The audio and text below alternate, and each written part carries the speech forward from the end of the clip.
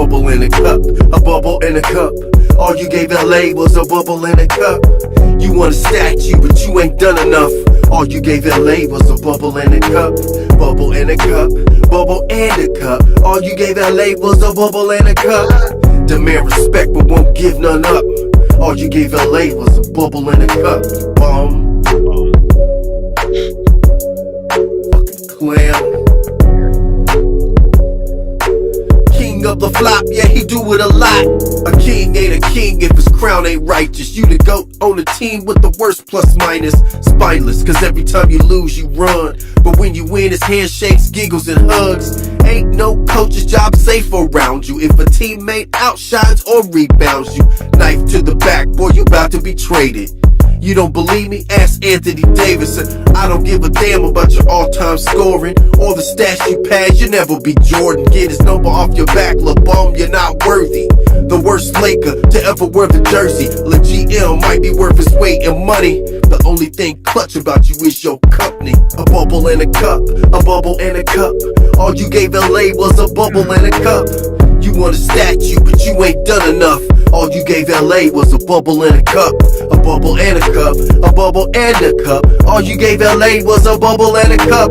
Kobe told you they don't hang them fake banners up. All you gave LA was a bubble and a cup, you bum. Fucking clown. King of the flop, yeah, he do it a lot. Fanboys copied the song, it was soft as hell. But I made this beat and wrote it all myself. Yeah, they just like you, always needing some help. A lot, but Jordan wins with what he's got.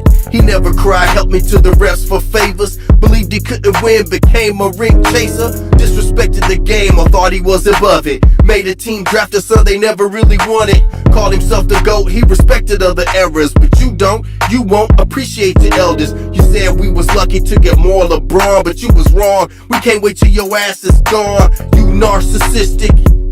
Low management, ducking Giannis fake injury statistic. You never could've pulled this with Dr. Bus. He would've traded your ass, your bubble in your cup. A bubble in a cup, a bubble in a cup. All you gave LA was a bubble in a cup. You want a statue, but you ain't done enough. All you gave LA was a bubble in a cup, bubble in a cup, bubble and a cup. All you gave LA was a bubble in a cup. Demand respect, but won't give none up. All you gave LA was a bubble in a cup, bubble in a cup, bubble in a cup. All you gave LA was a bubble in a cup. Kobe told you they don't hang fake banners up. All you gave LA was a bubble in a cup, bubble in a cup, bubble and a cup. All you gave LA was a bubble in a cup. All-Star Weekend still waiting on your dunk. All you gave LA was a bubble in a cup, you bum. Good morning, Vietnam. It is the Angry Old Rants show. We changed the name at Robin's suggestion, and we have sports and fitness rants, and we have a special guest from the past hopping in with us, and somebody's already talking shit to you in the chat. We'll get to that in a second. Welcome back to the show, Nick. How are you? Good. How y'all doing? All right. All right. They said you're here to help him sleep. Once again, man, it is great to be back on another Sunday edition. Shout out to everybody in the chat. We are back. Me and the Czar of video footage. My man Nick, NNB Sports, is here with us. You guys remember Nick, man, one of the regulars out here, man. You guys should go check out his channel, NNB Sports. So thank you, Nick, for coming through once again, man. It's great to have you here. Shout out to everybody in the chat that's already come through. Thank you very much, my man Dakota LaReed Brock, for coming through. Thank you very much. Rob Lane. Shout out to Rob Lane. We haven't seen Rob Lane in a while. Shout out to Rob Lane, King Speech Roll, Renee, the Jesse Glad Saget, CJ, the Real Siberius, Carl, Zizza Plays, Ray NGWM, Leo Sakari, Spectre Fantasy, Mountain Skies, Michael Knight, Roland Curtis, Birdman, Mick Zuggins. Thank you very much. Untamed Scribes. Shout out to all you guys, man, the true supporters that keep going through. You guys know the deal, man. Let's roll. Let's go, as Scribe says. And Ray asks if the song is AI generated. No, I think that that's written by Yeah, don't shortchange my man L Explicit, man. Shout out to L Explicit once again for blessing us with that song and allowing us to use it on these live streams. So it is written by my man. Those are his beats. Those are his lyrics that he wrote. You guys could go to his channel and check it out, L Explicit, and you can listen to Bubble in a Cup. And every word in that song is on the money. True enough. I got to say that, Nick, it's fortuitous that you're here this morning because there's some football talk worth talking about, and you are a Texas guy. And the last episode of the Netflix special about the Dallas Cowboys kind of turned me off with Jerry Jones and his corporate moves to purchase titles. I don't know how you feel about that, but you guys were going off on talking about college football, not NFL football. Similar to the NBA, people tell me that college football is better than NFL football. You guys agree with that? Yeah, so first off, I want to shout out to my haters. Everyone knows I love my haters as much as my fans, just as much. But yeah, first of all, about the Cowboys, I've just been so uninterested with the Cowboys like the last 5+ years, man. It's just like this sea of averageness that we've just been stuck at for 20+ years.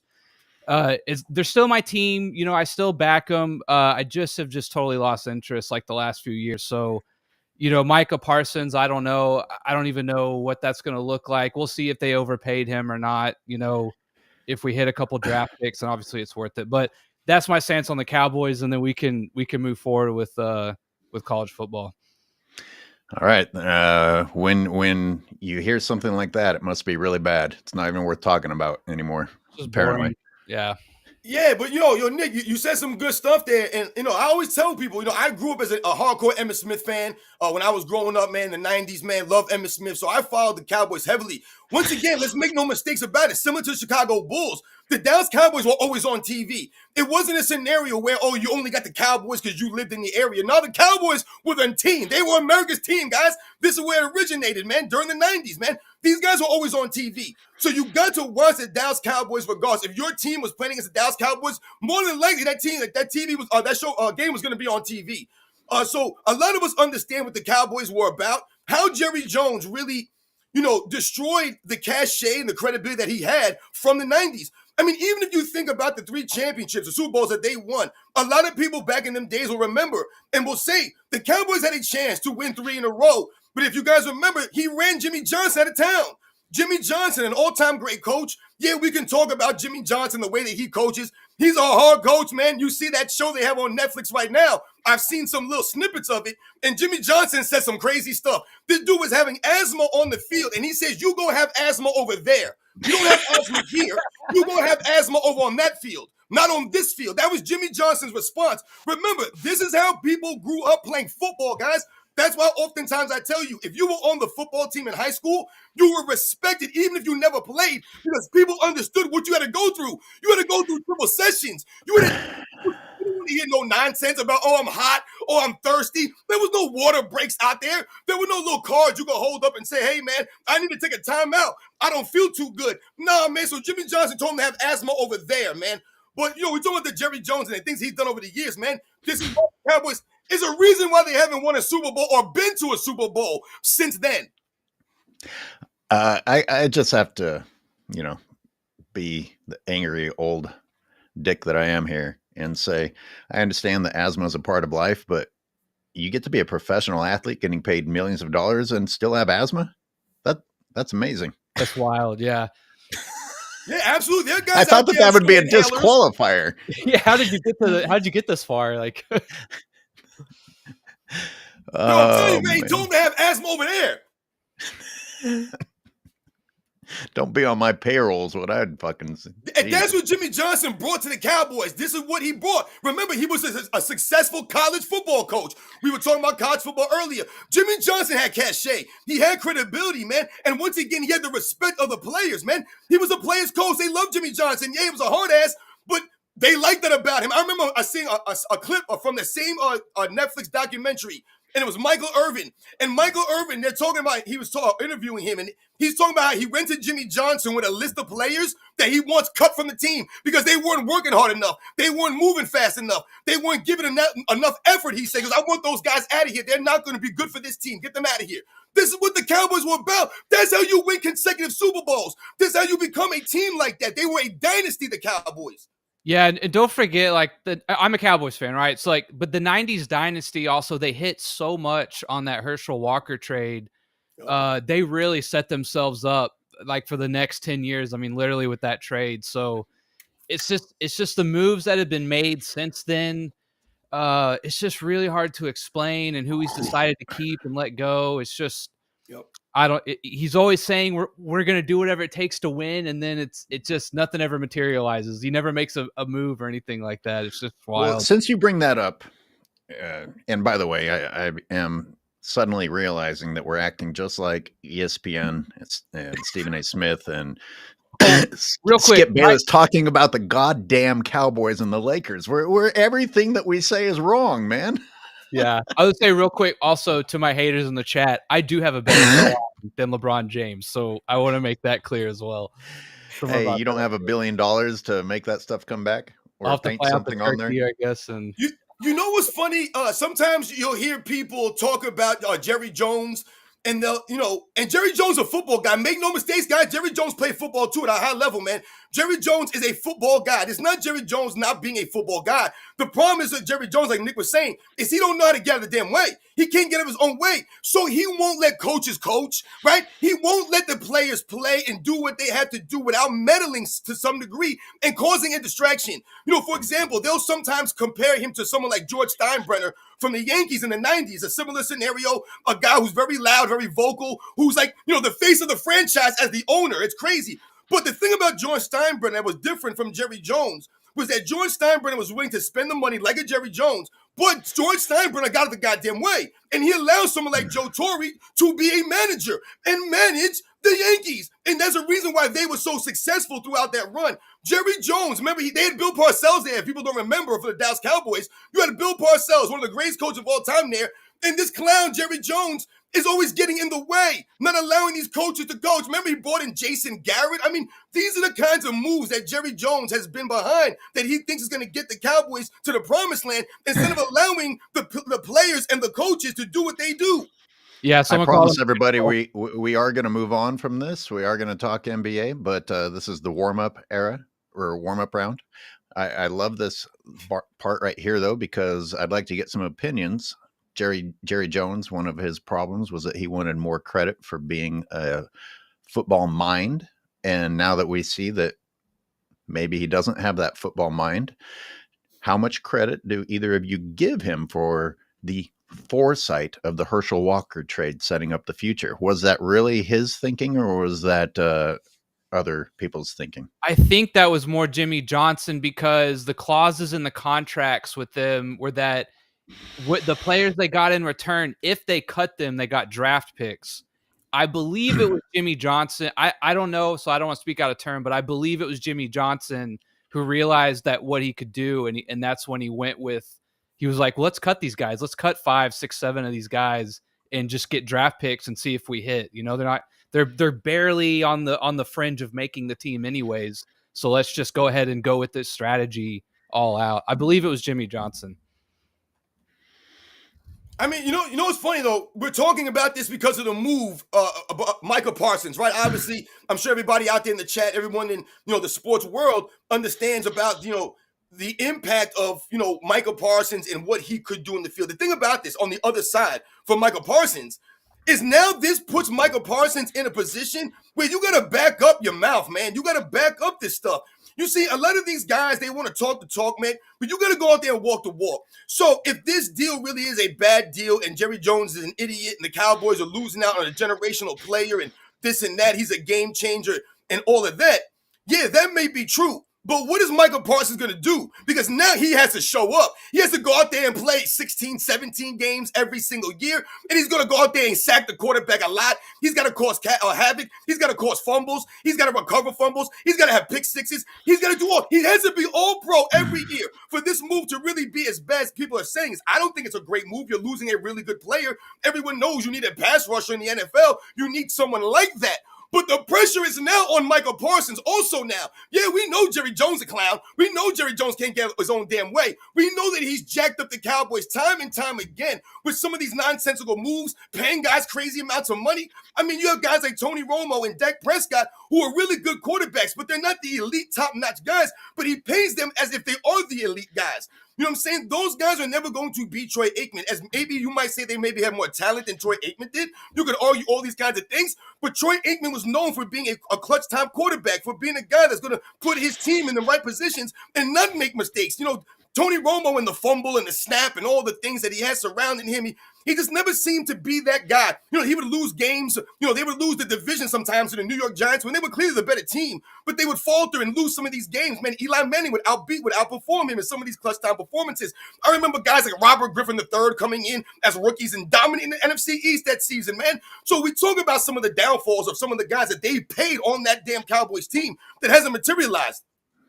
47 mil a year, though, that is a lot of money, though. That is a lot of money. Yeah, just less than 40-year-old LeBron is making. The highest paid defender in the league. So once again, like I said, now everyone's looking at you. You want the money like that dude? Then guess what, my man? You got to go out there and play. You know, I talk about Deion Sanders sometime on my channel because Deion Sanders was one of those guys that I always respected because, yeah, he was brash, he was arrogant, he was loudmouth, all of that stuff. He was hyped up all the time. But Deion Sanders went out there and backed it up. He actually went out there on that field and he backed it up so much to a degree in an era with really great wide receivers, and he backed it up so much so that oftentimes teams did not even look at Deion Sanders. You know, sometimes people will say, oh, look at Deion Sanders' interceptions, his, some of the numbers that he did or didn't have in his career. Understand, you cannot intercept the ball. You can't deflect it or pass defend it. You can't do any of these things if people are not throwing it to you. Yeah. So understand what Deion Sanders did, and let's not forget the returning skills of Deion Sanders. Yeah, I mean, Deion Sanders really shut down half the field from a passing standpoint. That was his job, right? Was to not be thrown at because you were just asking for it. That's right. You're paying Deion Sanders all that money? Well, guess what? Now the quarterback can't even look to that side of the field. That's what Deion Sanders just did for your defense. Is Michael Parsons going to do this for the Green Bay Packers? Is he going to make it to a point where people are like, yo, we ain't got no time to throw the ball back here with this guy coming after us? Let me catch up on some super. You have to be Lawrence Taylor now. Yeah, exactly. That's what I'm saying. Like, to get paid this amount of money, like you have to go out there and be Lawrence damn Taylor. You be JJ Watt. Like, you got to be ridiculous amounts of production. It's going to be hard to do. And what Robin's really saying is do cocaine the way that Robin does if you want to be Lawrence Taylor. Do something. Whatever you got to do, you have to be Lawrence Taylor. Okay? And think about that. That is the highest standard that we think about with guys who are rushing the passer. The guys who are playing that position, guys who have athleticism like that, you're mentioning the breath of the Lawrence Taylors. Hey, Skinter Scolder, thank you for the $2 super chat that did not come with a comment. And Leo Zakari, thank you for the super chat, which does come with a comment. Jordan gave us Air Jordans. LeBron gave us mom jeans. And a big orange man purse. Somebody asked me to, I've got in my just one play breakdown that we're going to do today, that the members have already seen. Somebody said, you've got to Photoshop a purse into LeBron's hand as he's carrying the ball up the court. But I don't have those skills, or I don't have the interest in AI. Maybe somebody else. I gotta incorporate some help here. I'm just getting too old to fucking function anymore. You can't miss no games. No games. You can't miss no games. You got to be out there. They're not paying you for 8 games or 9 or 10, 11, 12, 13, or 14. You got to be out there on the field, my man. Hey, somebody in the chat said, hey, AOH, I'm 16 and I'm not Epstein. So I don't know if you're trying to appeal to me in that way, but or maybe you're just trying. Maybe you're just trying to tell me that even young people have hope and not brainwashed by the LeBron bandwagon. And if so, welcome aboard. Glad you're here. We will try to be good role models for you. And what else was I guess you guys were talking. Oh, there it is. Jeremiah. Hello, Jeremiah. Welcome to the show. You guys were talking college football before we got going here. And I cut you off so we could start the show. What's interesting? What's happening in college football that? Well, I guess I'll tell, not a cool story, but we'll start with the cool piece is that we somehow got on the topic of Ricky Williams. Right.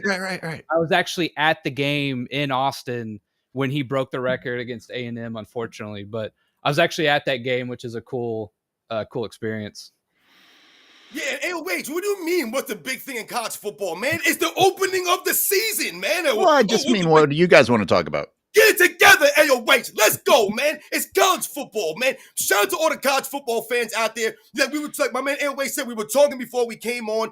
Nick is a big college football guy. His team is Texas A&M. So I was telling him, shout out to, congrats on them and their opening win. And we talked about how a lot of these teams will schedule some of the, weaker teams in their first games. But now that has changed with the advent of the playoff, the college football playoff.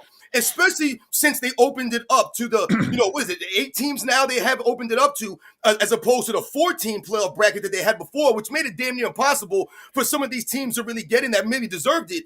So we were saying how that has changed that, and that's great for college football because now you have guys, teams playing against each other, like the Texas-Ohio State game that you had opening day. That was a great game. I was rooting for Texas, and that's how we got on the Ricky Williams thing because Ricky Williams was one of my favorite players when he played at Texas. Shout out to Ricky Williams. And then we started mentioning Ricky Williams in the NFL, and he actually played 7 seasons for the Miami Dolphins when I looked into it.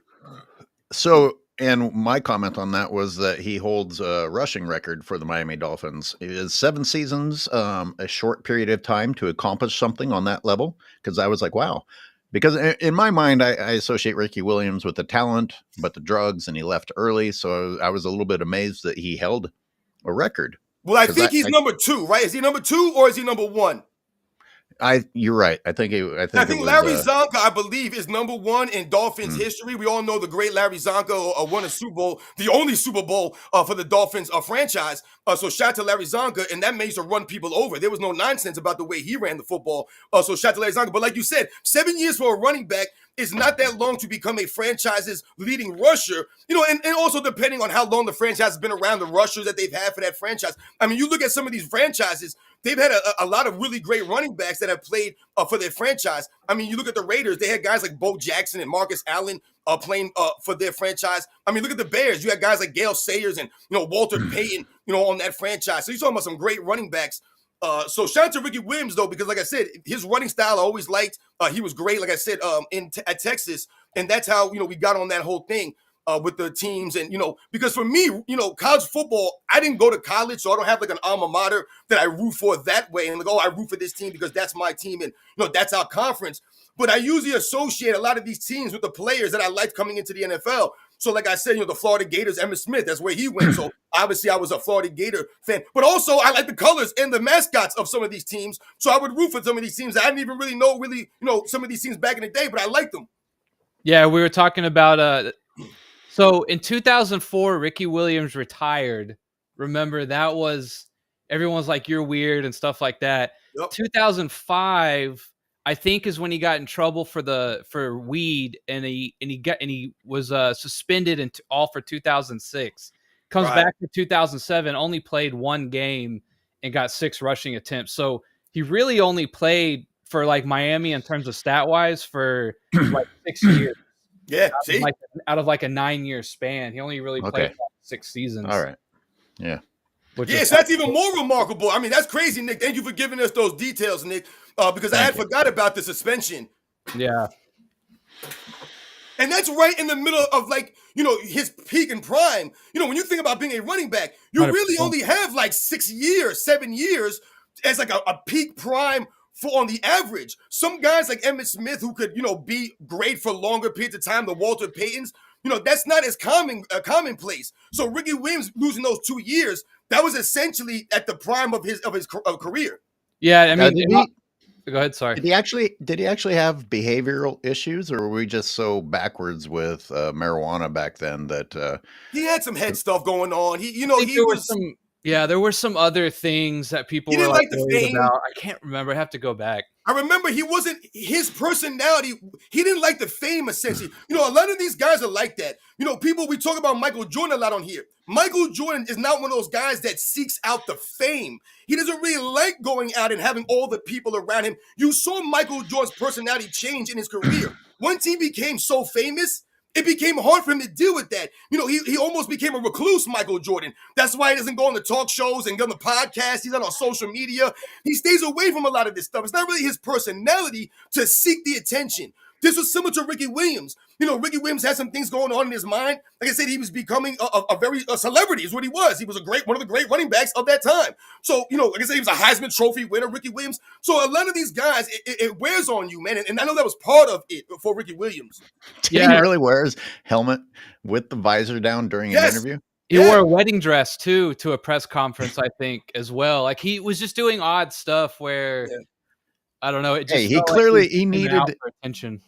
So my question is, did he get the job done on the field? Because it's sounding to me like he needed the weed to deal. He needed the weed to deal with the humans, but he could get the job done on the field. So give the man his weed. For sure. Like in terms of the weed, I don't think really that bothered a whole lot of people per se, but it was just kind of his whole aura was a little off. So it came off as like, you're weird. You're not a guy who just likes to smoke weed. You're weird. Like that's kind of, I think how it started to come off to the public. Yeah, Ricky Williams, like you see how he changed, right? Like he looked very unkept, right? His beard looked all raggedy. He just looked like a homeless person almost. Someone that was very disheveled. And that's not a disrespect to how he wants to carry himself and take care of his hygiene. Also, I don't give a damn. Like I said, I'm a fan of Ricky Williams. If Ricky Williams was walking around, I'd ask him for his autograph, man. I always liked Ricky Williams. I'm gonna take a picture of Ricky Williams, man. So there's no knock on him. But when you look at the way he changed and became, and like you said, like Nick saying, he was doing some odd things, and people didn't understand him. And I watched a documentary. There's a documentary, 30 for 30, with Ricky Williams, Run, Ricky, Run, I think, or something like that is called. Yeah. And it's a very good documentary. And it talks about Ricky Williams going to another country and how this man invested and basically had his own marijuana field before marijuana was even legal. So God knows how much money he's made off his marijuana investments now. Yeah, and I shouldn't say he was weird, but it was just one of those things where, like, if you were a teammate of his, every once in a while, you'd probably look over to him and just be like, is everything okay, man? Like, you doing all right? Like, everything's good? Like, do we need to go, like, have dinner or something? You good? Like, that kind of thing. Just, like, let's blame Rodman. I mean, it's the blame society. It's Rodman's fault for wearing the wedding dress first, and Ricky saw it. And I was going to say, like, if we're going to talk college football, obviously the big storyline is Arch Manning. And again, I know I'm a hater, right? I'm an Aggie, but he did not look. He definitely looked a little shaken under the bright lights. I don't know, like he just short arming, side arming, just what didn't never seem comfortable. He had some decent plays where he finally got on the move with some stuff, and you could see that he really is a better athlete than probably people think. But man, he really looked shaky yesterday. Brandon, John Stockton was very private and hardly did commercials. He just didn't smoke weed. Yeah, as far as you know, he lived in Utah, so he wasn't going to let anyone know if he did. Yeah. Yo, you know what's funny about that? I remember watching that documentary on the Dream Team and John Stockton telling that story when they were out in Barcelona and he was out sightseeing with like his family and he was like taking pictures and stuff. And he said that a woman had came up to him and asked him about, where he was from, is he an American and all these things. And she was wearing the 1992 Dream Team t-shirt with all of the players on it. And she was asking him all these questions like, oh, you're a tourist, you're here from America, where are you from? But she had no clue she was talking to John Stockton. So as he's talking to this woman, he says, oh, that's me right there. That's why I'm here. I'm on the USA basketball team. And he pointed to his picture on the t-shirt she was wearing. So when we talk about someone like John Stockton and we talk about someone like Michael Jordan, do you guys think Michael Jordan could walk out in public and people not know who he is? This is what we're saying. Think about Charles Barkley, for an example, who's a celebrity like no other, right? The person that Charles Barkley was the Pied Piper in Barcelona. They said he was walking around at night around the town, going to bars, interacting with the people. Do you think Michael Jordan could have done that? He couldn't have done something like that, man. He wouldn't be able to move out there. He would have been swarmed, man. It's a different level. My understanding was that Jordan and Barkley used to go to Santa Barbara and serve drinks during a festival at a bar. But hey, it's time to move on to the NBA. And Skinter says, AOH, that's Nick, has FYF ever approached you for a debate? I wanted to say that Hoops God emailed me talking about something that went down on TikTok. And I was like, well, I don't do TikTok. So if you want to come on the show and talk about it, you can. But Hoops God, where are you? Come on the show if you want to. But I don't know. You guys have both debated FYF, have you not? I debated Goat James Kingdom on LeBron versus MJ, which I feel like most people would say I won. I mean, he kind of just repeated himself after round 2 and 3, and he just started doing the accumulative thing over and over, right? In which, after the debate, I even put out that video that was like, I had to make a final video on comparing all the stats they've done.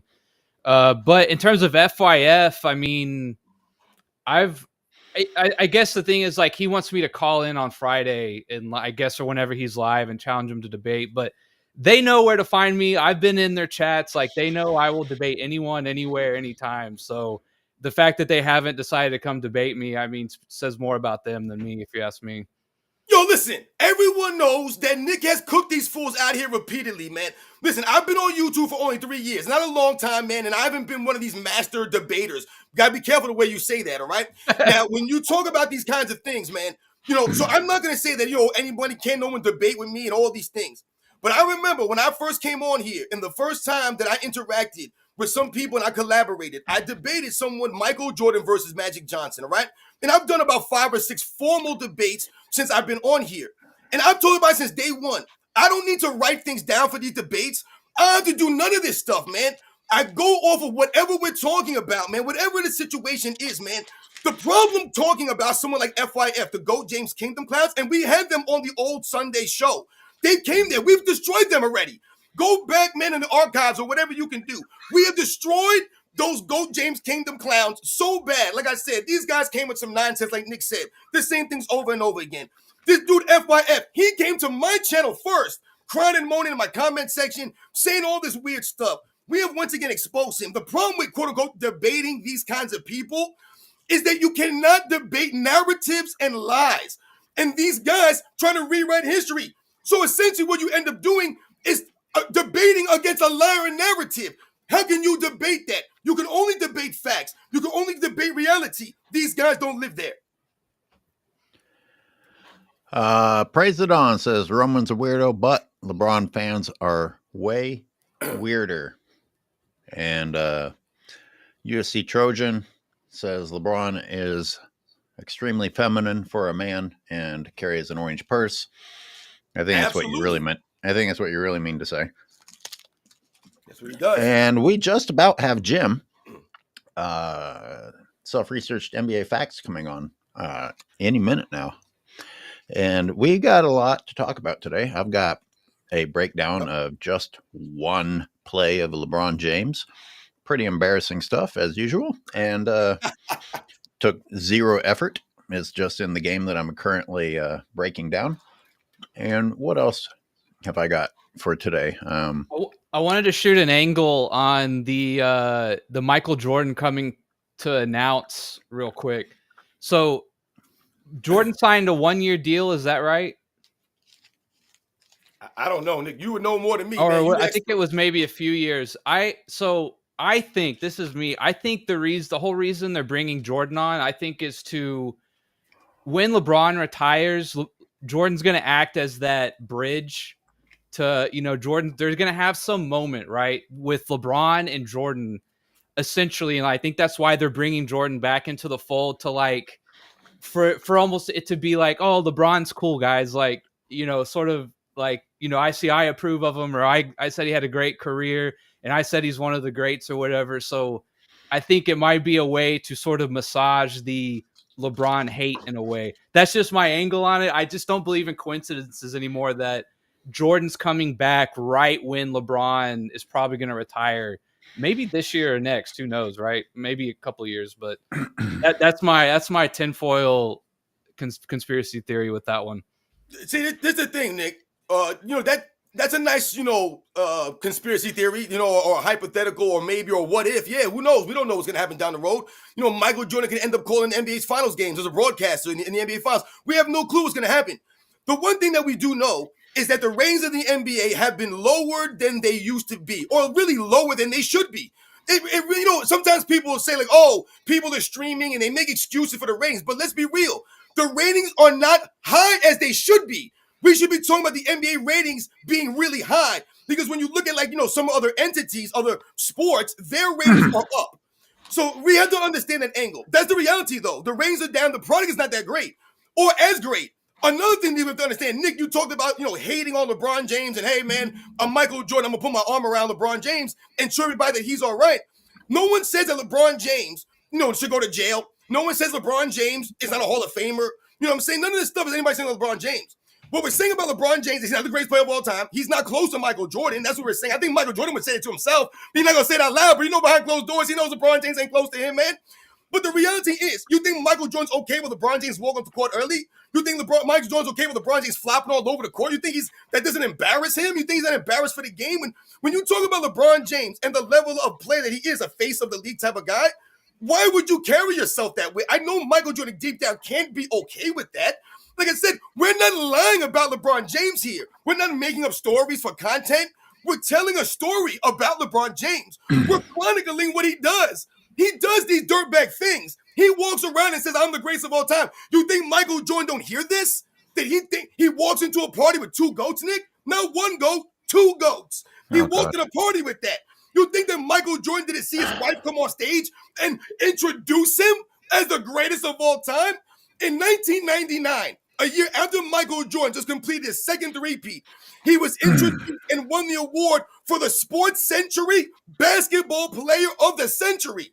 So that was 100 years. Everyone that's ever played in the NBA's history was included in that 100 years. Were they not? Yes. And Michael Jordan was named the Player of the Century. Did he have his wife come on or introduce him as the GOAT of all time? He could have easily did some nonsense like that. He could have easily been saying all this stupid stuff. The reality is, LeBron James is not respected by a lot of the true fans. So Michael Jordan could put his arm around him. He could try to do that for the NBA, for the league, for the face of the league. But it's not going to escape the reality here. 100%. You probably have got to figure like Jordan's going to be politically correct, right?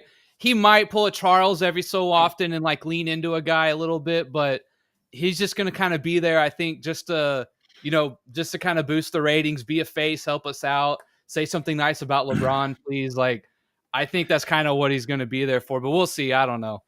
I stand by Steph Curry, or say something about Nikola Jokic, or promote Giannis, or promote SGA, or promote some of these other guys, Victor Wembanyama. I don't know, somebody. Promote some of the younger talent. Why are we still talking about LeBron James? Like I always say, you go to NBA League Pass just this past season, and the face you saw was LeBron James. Why is LeBron James the face of the NBA League Pass? Where are all the other guys at? I stand by my original feeling that I just would prefer him not doing it. I mean, he even the GOAT can't be brutally honest in today's environment. I think we agreed on that. I think he really has nothing to gain by doing any of this, but we've already talked about that before. He's allowing himself to be humanized here. He's allowing the people to touch him, so to speak. This one, we don't even know the capacity. This man might be a shadow. He might be giving interviews in a dark room, and you don't even see him. He might be covering his voice. I like Jordan being aloof and mysterious, though. I like that he's out of the light. Mm-hmm. Like I like that there's like this mythos about him. Even the Pope comes down to the people, man. Right? Everyone comes down. Does he? Yeah, he got bulletproof glass around him, but he's down there. Defends a church full of pedophiles too. Right? Even the king of a kingdom has to come down to the people.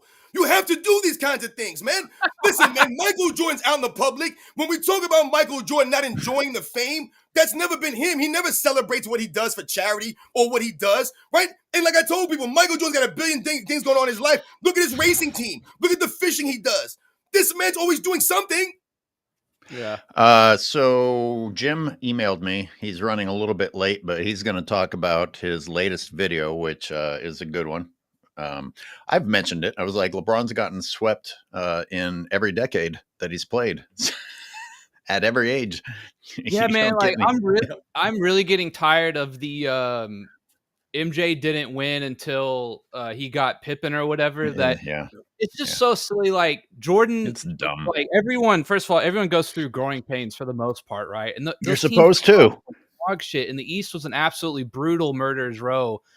And like the difference between someone like MJ and LeBron, right, is that when MJ got any kind of help, he had any kind of all-star around him, any kind of just assistance whatsoever, he just absolutely throttled the league the whole time. Didn't even skip a beat, right?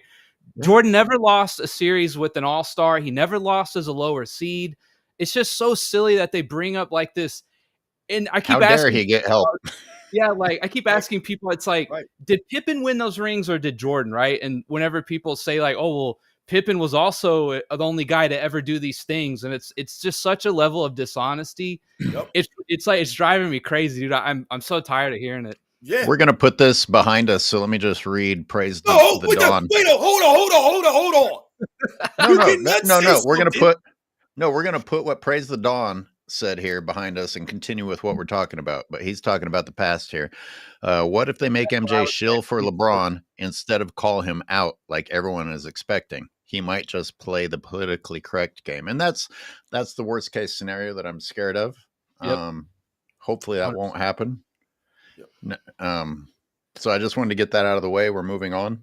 You guys can respond to that. Really, this is all Goat James Kingdom type crap. That's what Nick was saying. They say the same things over and over again. How can you debate nonsense like this? Oh, Michael Jordan didn't win.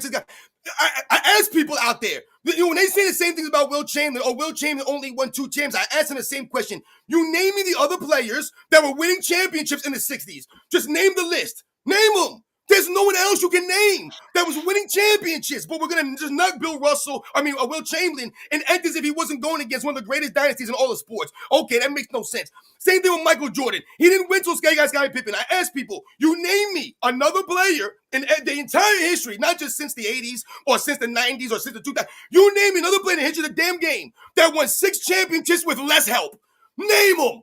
Name them. Ain't no one even close, man.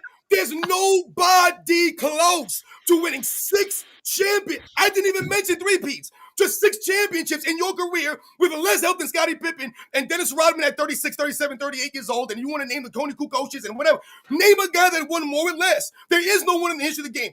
And then secondly, Scottie Pippen's a great player. But this man was in 6 NBA finals alongside Michael Jordan, who is recognized as the greatest player of all time, if not one of the greatest players of all time. That's who he played with in all of those finals. Scottie Pippen had 6 opportunities to win a finals MVP, and he never captured one. And don't tell me he was not going to win over Michael Jordan, because we can go down the line of history and point to finals MVPs who were guys that you don't even remember, but they won over legendary players. Okay? So does anyone think that Tony Parker's comparable to Tim Duncan? Well, he won a finals MVP playing alongside Tim Duncan. Did he not? So, Cedric Maxwell won one playing with Larry Bird, right? Did he not? James Worthy won playing with Kareem Abdul-Jabbar and Magic Johnson. So Joe Dumars won a finals MVP over Isaiah Thomas. So what are we saying here? You're cooking. That's what you're saying. You're cooking. Insane.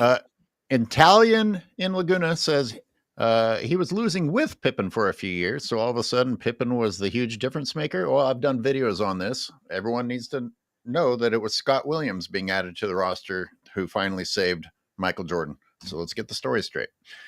That's when they finally won the championship. It was Scott Williams. It was not Pippen and it was not Jordan. It was Scott Williams. Give the credit to Scott Williams. Listen, look, you have someone like this. What happens is people don't understand. All right, I see this guy Dub Knot. Dub Knot, he says, I can never say anything against Pippen. Sorry, he was awesome. You say, what time did I once say that Scottie Pippen was not great? I said Scottie Pippen was great. What I say? You name me a guy who won with less help. Scottie Pippen was a great player, man, but Scottie Pippen has been overhyped, overrated, and overblown because he played with Michael Jordan. Understand that.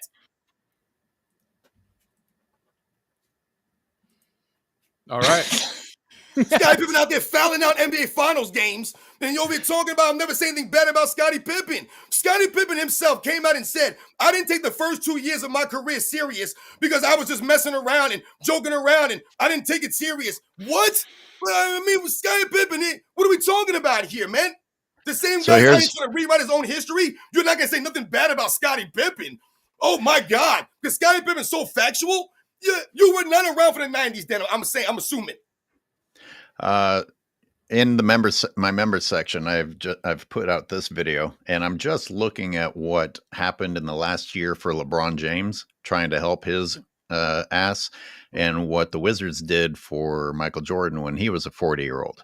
And I'm just reminded again of the absolutely insane amount of help and the hoops that LeBron's franchises go through, just constantly rearranging things and trading away future assets. And it's like, oh, what's it going to take to overcome the fact that we have this piece of shit on our team? I mean, this is the conversation to me. It's like, how can we stack our team so unfairly that we win, even though we have LeBron James on the team?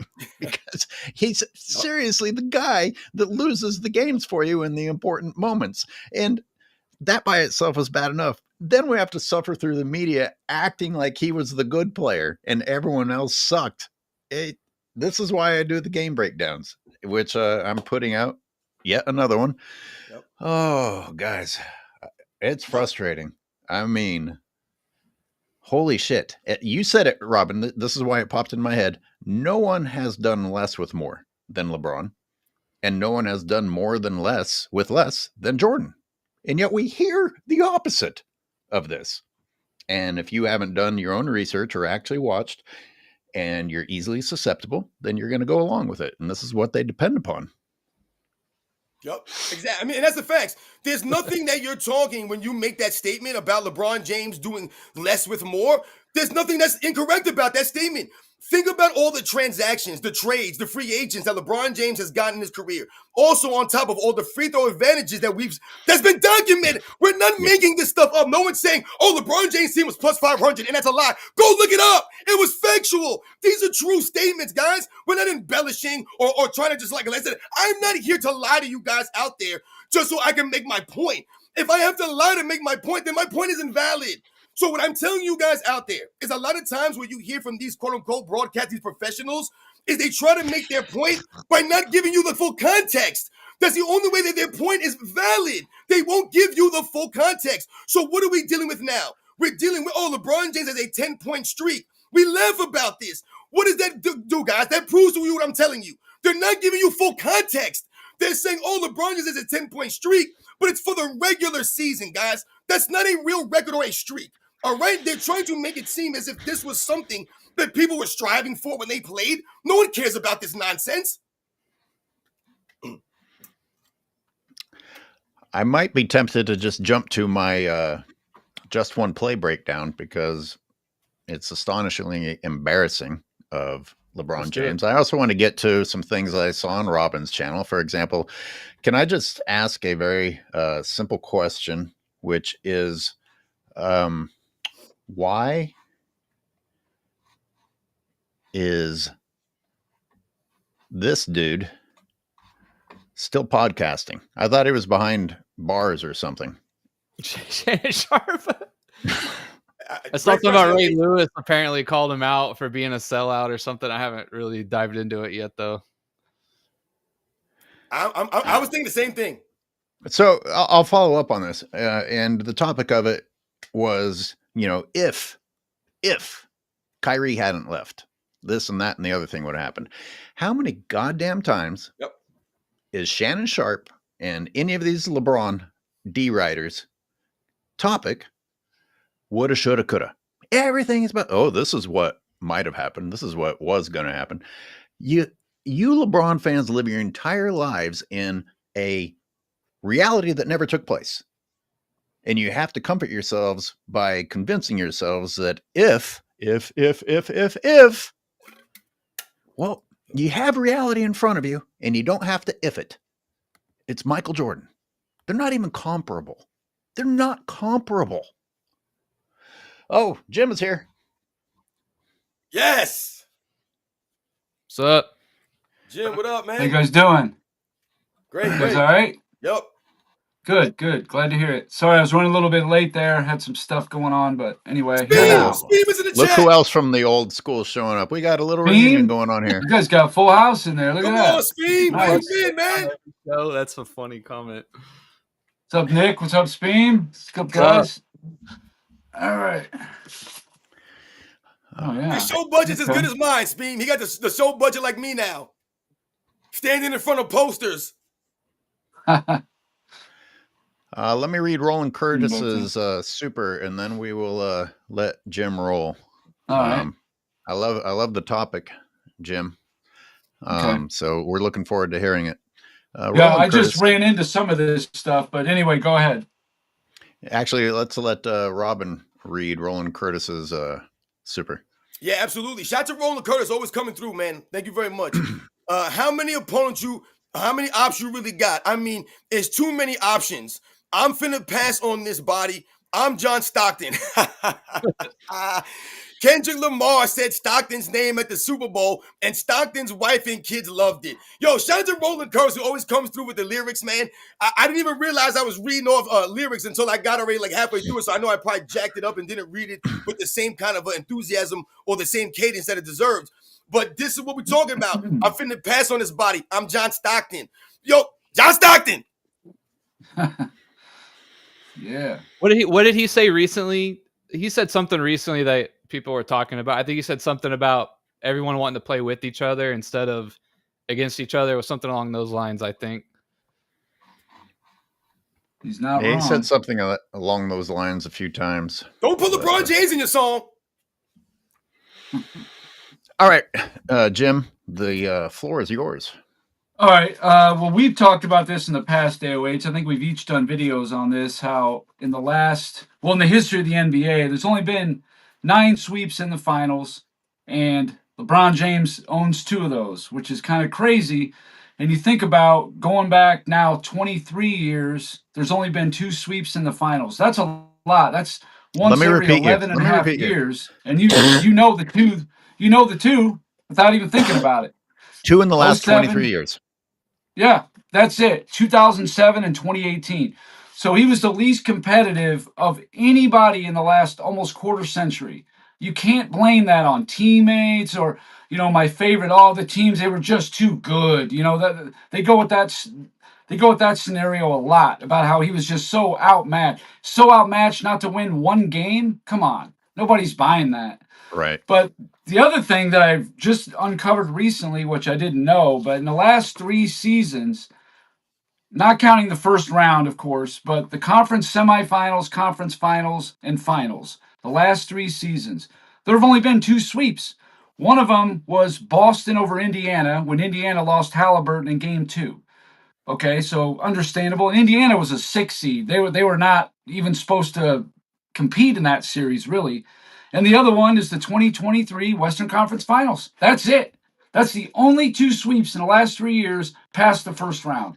I find that incredible. I really do. And you got the GOAT with Anthony Davis. Again, can't even win one game. The least competitive of anybody in the last 3 years after the first round. What can I say? I don't make this stuff up. I go where the facts take me.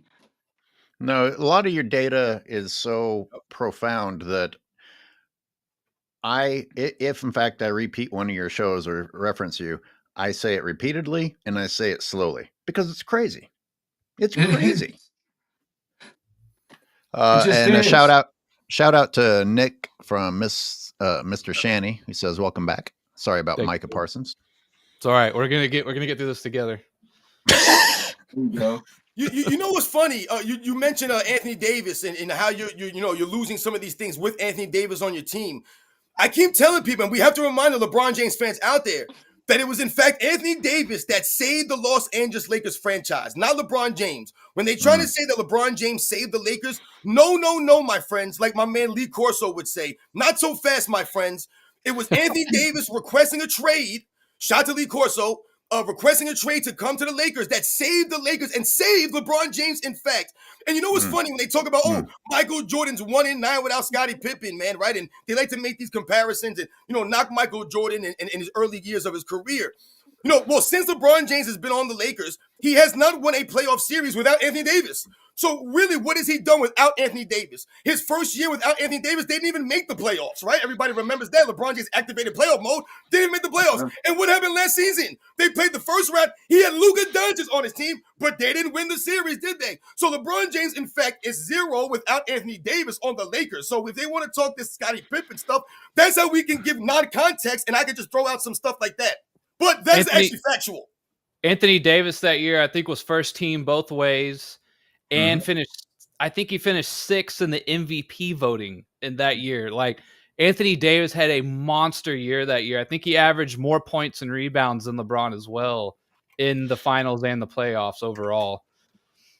Wow. Which has happened with LeBron a few times where people average, are the ones making the big shots, averaging more points. Like, I still think Kyrie doesn't get enough credit for the one that they won and the job he did on Steph Curry defensively, so yeah. And, Nick, remember, Anthony Davis was the one that hit the game winner over Nikola Jokic in the Western Conference Finals. A game winner in the Western Conference Finals. That was Anthony Davis, guys. This guy was playing. Anthony Davis led the entire playoffs in win shares and points that season. He was outstanding. Like you said, Nick, and one of those seasons, Anthony Davis was the only player to be on the All-NBA and the All-Defensive selection. I remember what season that was. It might have been 2023 or whatever. But, this is what the level of health that LeBron James had. And like Jim was mentioning and highlighting, you guys, you're still losing because LeBron James fans never expect, right? They never expect LeBron James to have to raise his level of play or elevate his team. It's always blaming everyone else. Oh, look what they didn't do. Oh, look what coach he has. Oh, look at the team he was going against. Yeah, just real quick. Speen brought up the block. I hate the block on Iguodala. It's so irrelevant. Even if Iguodala makes that layup, Kyrie still comes down and hits the game winner. So True. I hate that so much. Great play, but yeah. And it's not a one-on-one. They don't even give J.R. Smith any credit for his hustle. Exactly. Yep. That's what I was about to say. It's not like it's a one-on-one defensive play. Somebody else was taking up the bulk of the responsibility, and LeBron just got the easy cleanup part of it. Dude, these fools will actually come out here and tell us all these years later, I watched this damn stuff. You're going to try to tell me now that John Paxson and Steve Kerr saved Michael Jordan's career, but you guys have no energy for Ray Allen or Kyrie Irving or J.R. Smith in an instance like that? Get the hell out of here with this nonsense, man. In 2021, I'm going to lean on you guys because I didn't watch it, but that the Lakers were up 2-1 on Phoenix, and I know Anthony Davis went down at some point, but I know they lost 3 in a row, and Anthony Davis wasn't there. It was just basically a wipeout as soon as Davis isn't there. He was more important than LeBron was to those teams. He just was. The numbers bear that out. Well, you haven't heard the whole story. In one of LeBron's future podcasts, he's going to talk about the real injury he sustained from Chris Paul when he was flopping against Chris Paul. And it wasn't just, a sprain. I think we're going to find out that he broke 3 or 4 ribs, and LeBron still played through that. No, but Jim, you just brought up a great point when you mentioned that Phoenix Suns series. Because let's remember, this was coming off of the bubble championship. And why is this important? Because the Lakers were in fact struggling that season, were they not? They were a play-in team that year, coming off the championship. They played the Phoenix Suns in the first round. And like Jim mentioned, they were kind of like one of those teams that ended up in the play-in, but they weren't really a play-in team, right? They were dealing with the nonsensical lollygagging of LeBron James, the load managing, right? The inconsistent play. So they fall in the play-in. They play the Phoenix Suns in the first round. Like you mentioned, they're up. Then they lose these 3 straight games in a row. LeBron James walks off the court early. These are all factual things that happened in the career of LeBron James, man. We have to understand this stuff, man. So it's a great point that you bring up because when we talk about the bubble championship and why people don't respect it, this is a big reason why. Where have the Lakers been since that bubble championship? Can anybody explain to me where they've been since? They've been nowhere. This is what we're talking about. They've been inconsistent. They've been mediocre at best when they've had the talent to be excellent. They should have been much better. They should have went to another NBA Finals. If they were that great, everyone keeps talking, oh, the Lakers were great anyway. The bubble didn't mean anything. No, obviously it meant a lot and because they haven't been back since, and they weren't that good the next season either. Jim dropped out accidentally. I think he's trying to get back in.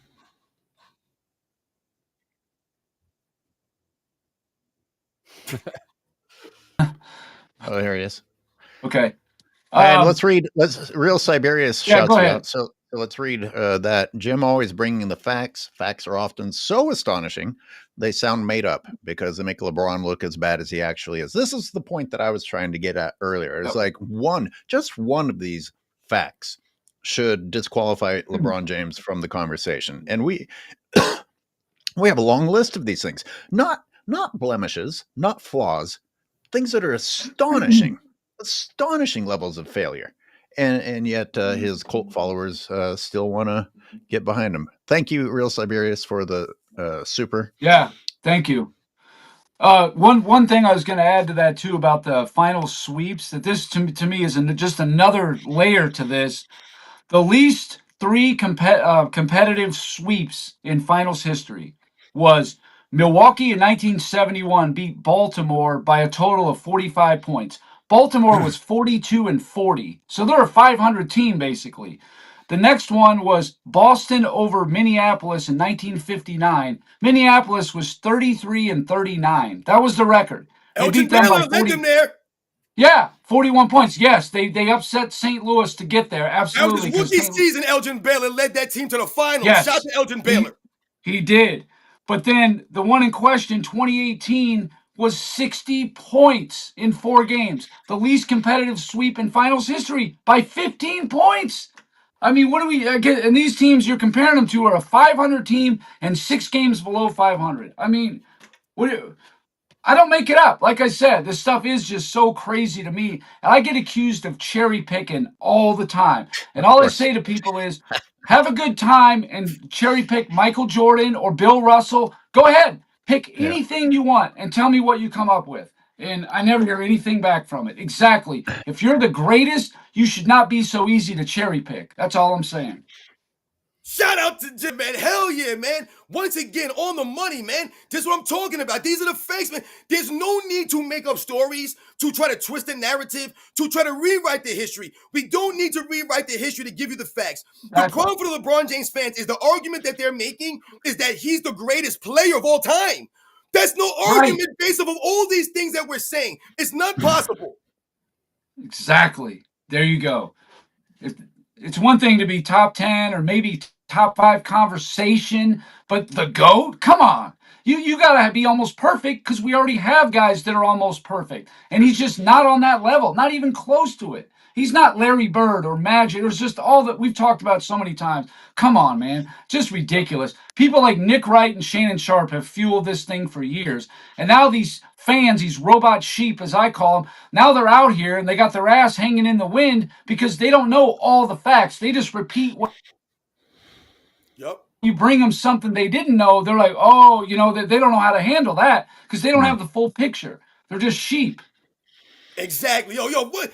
They got me so hyped right now, Jim. I'm telling you right now, it don't add up. A lot of times they talk about how young LeBron James was when some of these scenarios were going on. God. So they'll say, oh, LeBron James was young. So, what do you want him to do? But then when you introduce facts, factual evidence, other great players in NBA's history that were doing things great when they were, quote unquote, young, there's no excuse. Because like you said, Jim, there are other players that did these things. I just mentioned Elgin Baylor as a rookie led his mediocre basketball team that was 6 games below 500 to the finals. Granted, it wasn't 3 rounds to the finals, but he still led his team as a rookie to the NBA finals, man. So you have to understand what some of these guys were doing when they first came in the league.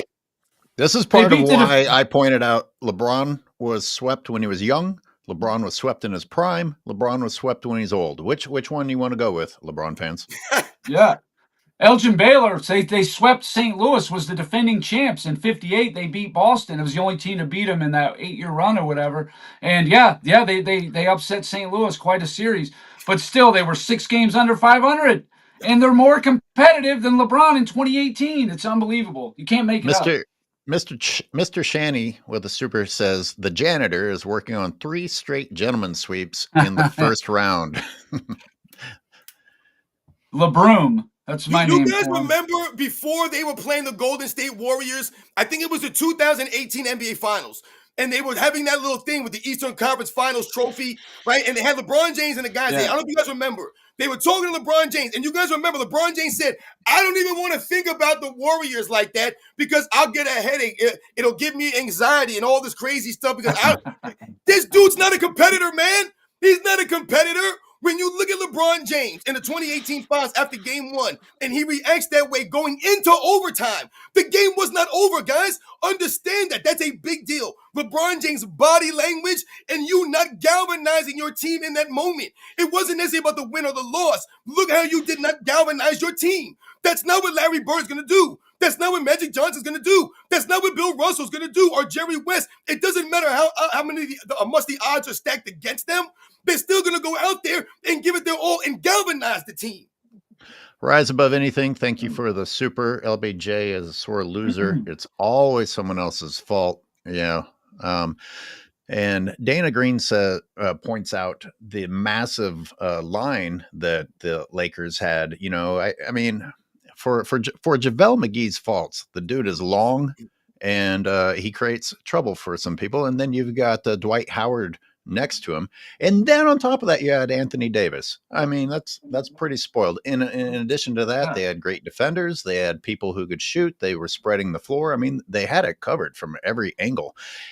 In my breakdown that I started, one of the many projects I started and haven't finished, LeBron James is replaceable, to put it kindly, on that championship team. No doubt about it. Didn't they the next year they got Andre Drummond, right? He was the best rebounder in the last 20 years. Didn't they get him? Because I've heard people make the case that after the 2020 team, they lost a couple key pieces. But I'm thinking they got Andre Drummond, best rebounder in the league. They couldn't do anything with him. The Heat were a 5 seed that year also, don't forget.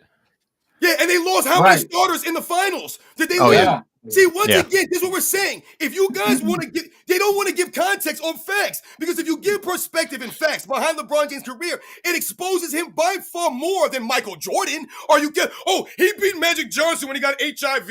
He beat the Pistons when they got old. These are their go-tos. These are your lines. Let's think about the facts. Let's look at the age of Isaiah Thomas, Dennis Rodman, and Joe Dumars. They're all under 30.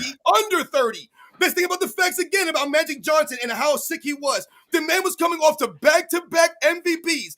Back-to-back MVPs, Magic Johnson, and was the runner-up in 91. The runner-up in 91. Does that seem like a guy that was sick? A guy that couldn't play?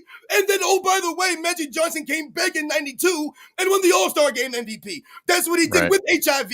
So once again, we have to give the facts and the context and the perspective, because if we talk about the 2020 bubble championship, then we talk about Goran Dragic going down for 3 of those games. We talk about Bam Adebayo being hurt. We talk about them losing like 3 or 4 guys during that playoff. I mean, that series alone. Yeah, I mean, if LeBron ever wanted to get back at some of the times that he's been swept, that was a time for LeBron to have finally swept someone in the finals, and they should have. You couldn't sweep the Heat. I mean, even the Heat at full strength, they should have swept. You couldn't sweep the Heat with reduced strength. Embarrassing. No doubt. They got lucky. They dodged Milwaukee in the finals. They dodged the Clippers in the conference finals. It was really a tailor-made championship for them to win that. It was so tailor-made. You know, back to Magic Johnson, a lot of people don't realize this or just don't think about it, but he actually came back in 1996, played half a season and a playoff. He led the Lakers 1 game in the playoffs in points, 1 game in rebounds, and 1 game in assists. 37 years old, not too bad, I would think. I don't think Magic at 37, if he's doing that kind of stuff 6 years prior, I think he's fine. Like you said, runner up for the MVP. Come on, just you guys. Let me read a member. Let me read a member comment from the members video that pertains to what we were talking about in terms of LeBron's help in doing less with more. Skinter Scoldum said, "How many top 5, top 10 current NBA players has LeBron joined?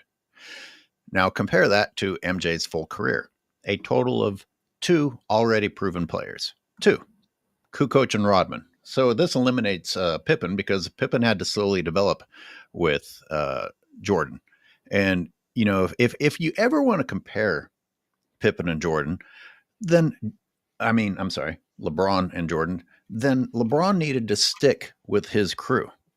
And see how many times you could win versus how many times you lose with the same crew. LeBron hopped to every easy opportunity that he could. Anyway, the point of this comment is the proven players. And that's sort of pushing it because he includes Kukoc as one of them, which he may have been proven in Europe, but how does that always translate to the NBA, which he points out. Okay, so Kukoc and Rodman, one had never played in the NBA, and was any of those guys a top 5 player? Even looking at Rodman and Kukoc, some of his top teammates, no, they never were. Were they top 10? No. A 35 to 36-year-old veteran, good player, but not worth the headaches stamped on him, was Dennis Rodman. The other, a Croatian phenomenon, but you don't get him for another 4 years, and you have to hope that he's still good. And if so, will the gamble be effective in the NBA? These are both gambles. Jordan makes gambles work out. And then which includes the draft picks that the Bulls were built on. It's amazing how things just tend to work out around Jordan. And LeBron's entire career is an endless scramble to try and put something around him to make it finally work, and then scrap it and move on again. Yep. Rodman was a 2-time All-Star, I think. Yeah. Yeah. Yeah, and he hadn't been an All-Star for 2 years, I think, before he joined Chicago. I mean, listen, this is where context, once again, destroys these narratives, man. Let's think about Dennis Rodman, and let's understand, this is no disrespect to Dennis Rodman, who's one of the all-time great players, man. One of the great rebounders. If you told me you thought Dennis Rodman was the greatest rebounder of all time, I'm not going to argue with you, man. To me, he's the most diverse defensive player that I've ever seen in my life. But let's understand where Dennis Rodman was at that point in time of his career. See, what the problem is that they're trying to make an argument and trying to act as if Dennis Rodman was at the peak and prime of his career, when in fact he played on the Bulls. But what does that do? That actually contradicts the things that we keep hearing. You just said that Dennis Rodman, the Pistons were old in 91. Then how the hell is Dennis Rodman not Jerry Ettrick in 1996?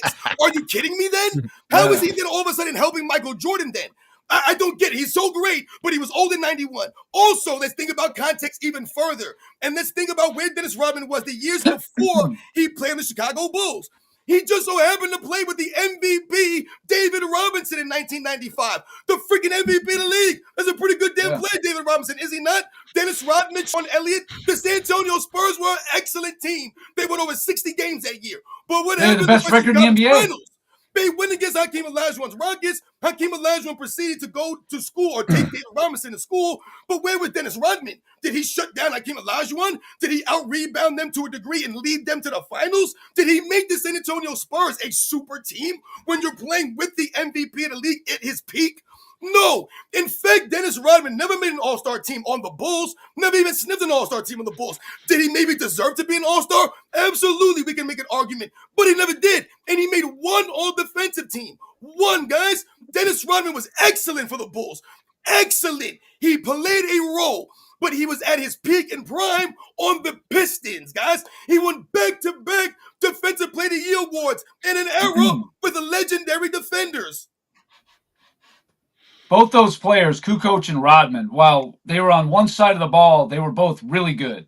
But on the other side of the ball, they were weak. That was a weakness the Bulls had. You know, Rodman got a lot of offensive rebounds. Sure, he was a great rebounder, but they would leave him alone. They would double Jordan or Pippen because they knew he was no threat to score, so then he could get a lot of offensive rebounds. Nobody was boxing him out most of the time.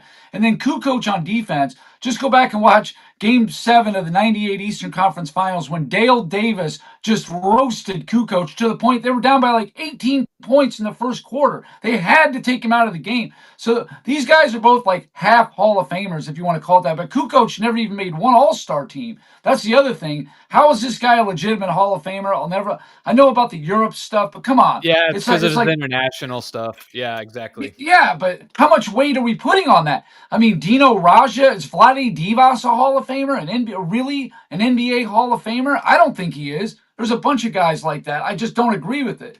The international stuff, sure, but the NBA just needs its own Hall of Fame. That's what they need.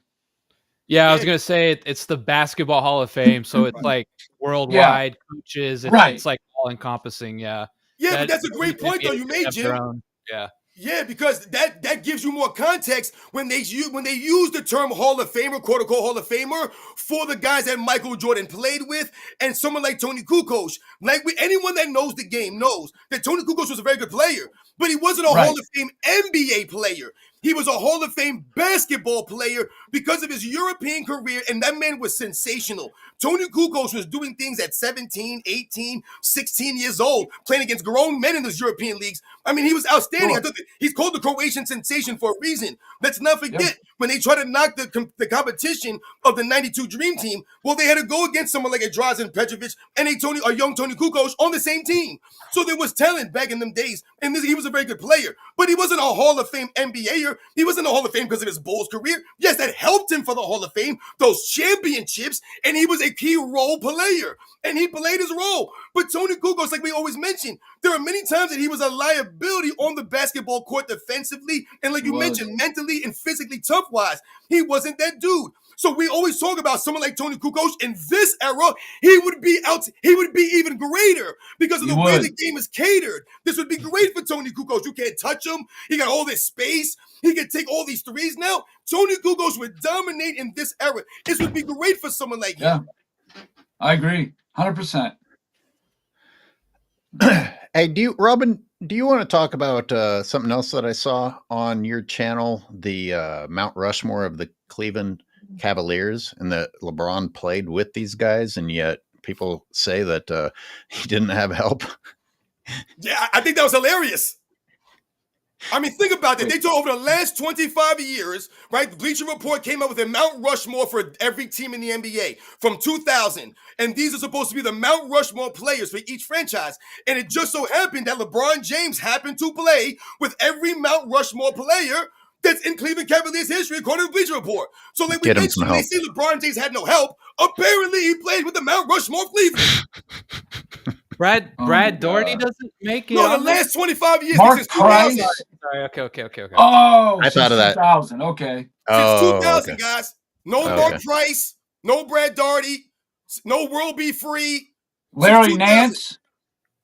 Yeah, like no Larry Nance. So LeBron James, we all know, put the team together with Kyrie Irving and Kevin Love. So that was three of the Mount Rushmore players together on the same team. And we all know that LeBron James, early in his career, played with Zildjius. So, if we think about it for a second, guys. Does anyone think that any of the players that Michael Jordan played with when he first came to the Chicago Bulls would ever be on the Mount Rushmore for that last 25 years or whatever? They're not going to. Orlando Woolridge, Dave Corzine's going to the Mount Rushmore of the Bulls. None of these guys. You'll have guys like Bob Love and Jerry Sloan, guys like, what's Jerry Sloan's backcourt teammate there?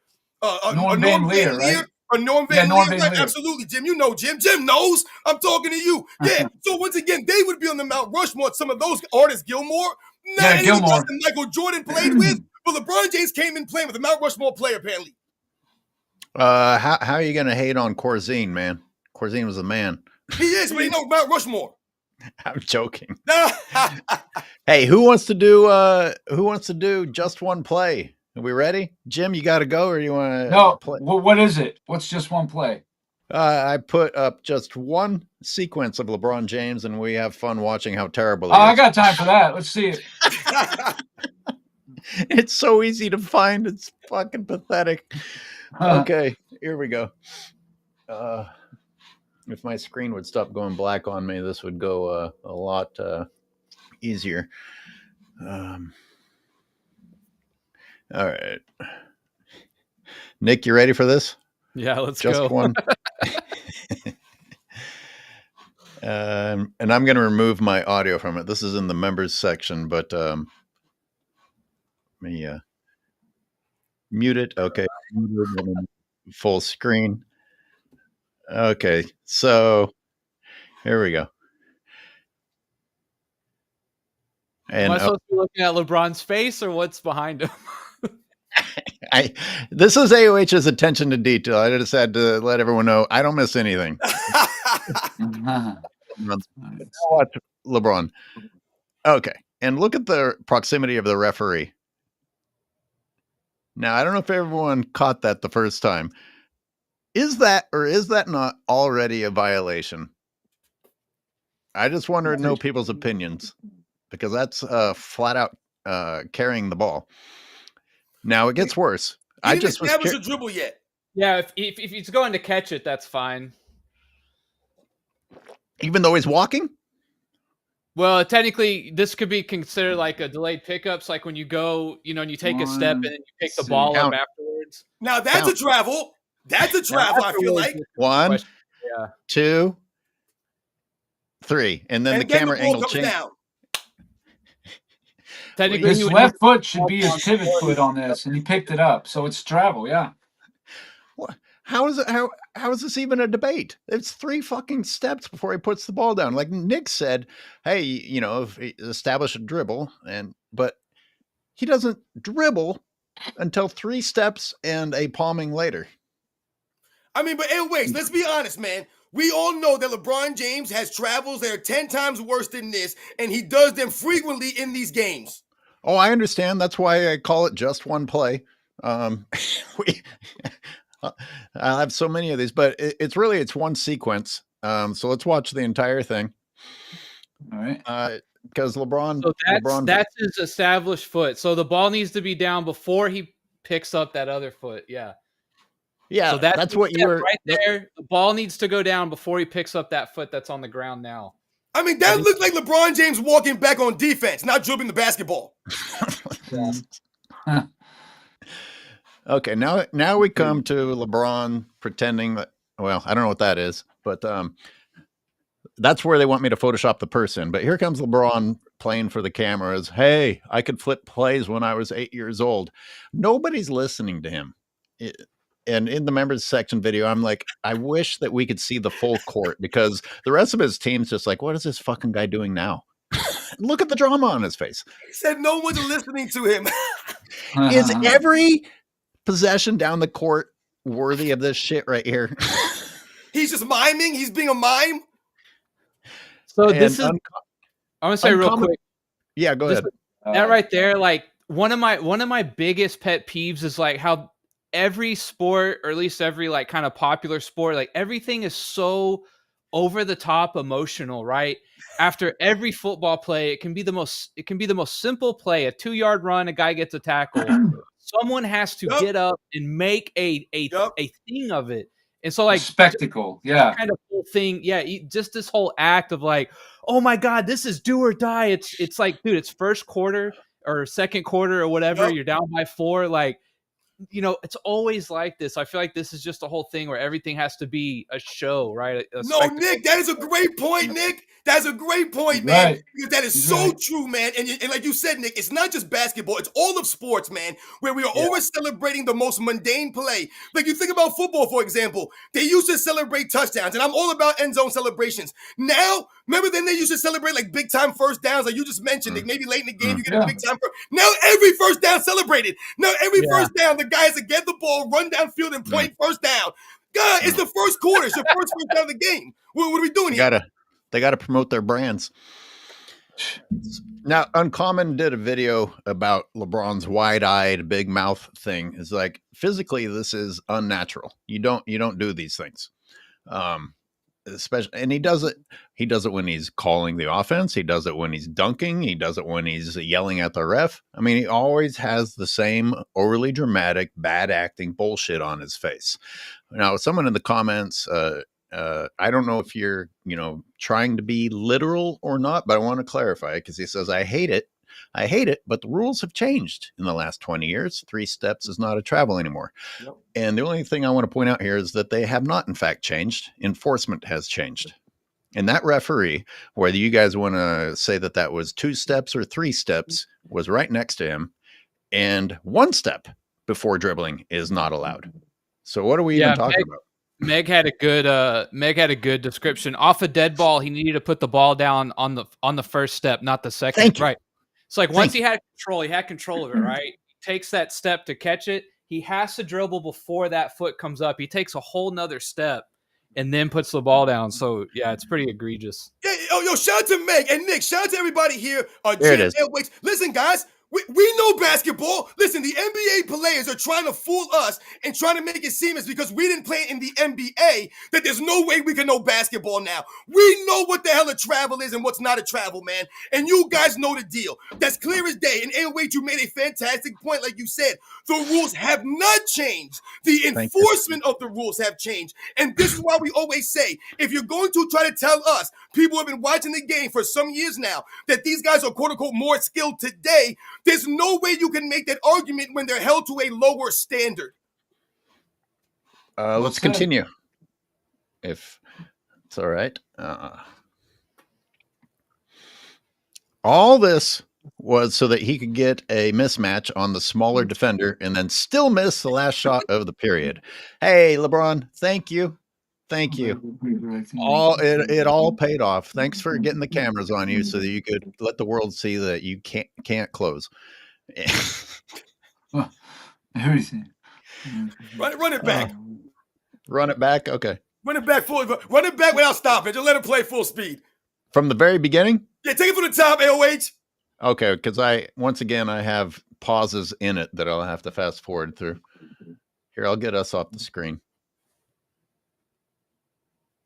Well, that didn't work. That's all right.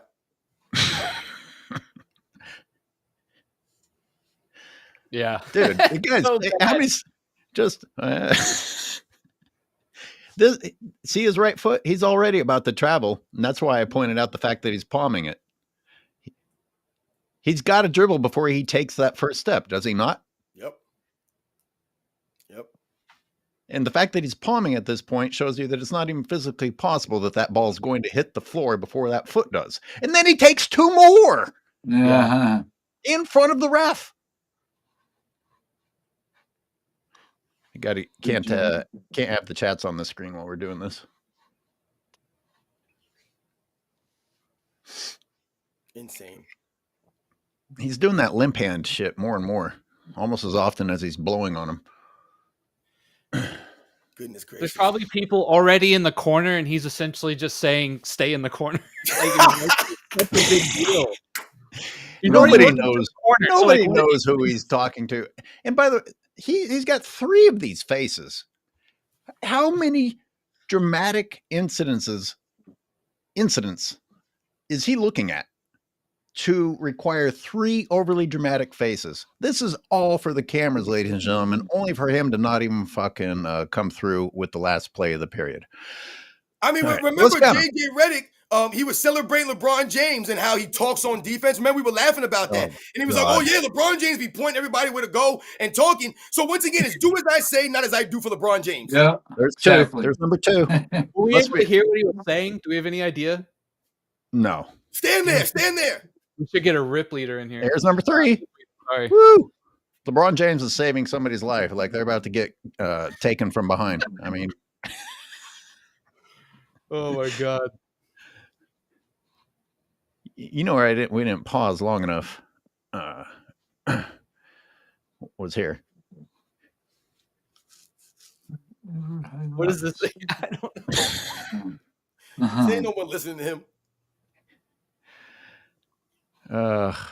You guys notice I wouldn't point these things out except that he does it so often, and his teammates, it's just gotta suck to be a teammate because he's always coming down with the "you fucking guys suck" and "get over here and move over here," as if he fucking knows what he's talking about. Look at him; he's still not happy with anybody. Grading is the word you're looking for. Yeah, you're right. Somebody figured out what he wanted. Somebody figured out what he wanted because he got Donovan Mitchell on him. The only time he feels comfortable going to the rim is when he has a foot or 2 on the defender. And you see what he did there. This is classic LeBron James, ladies and gentlemen. Listen, LeBron James is a great basketball player, right? I'm not betting LeBron James basketball. I can't beat LeBron James one-on-one. But what LeBron James did right there on that sequence, when we're talking about the end of a shot clock or end of a quarter scenario, is classic LeBron James and exposes why we talk about LeBron James not having a quote-unquote bag.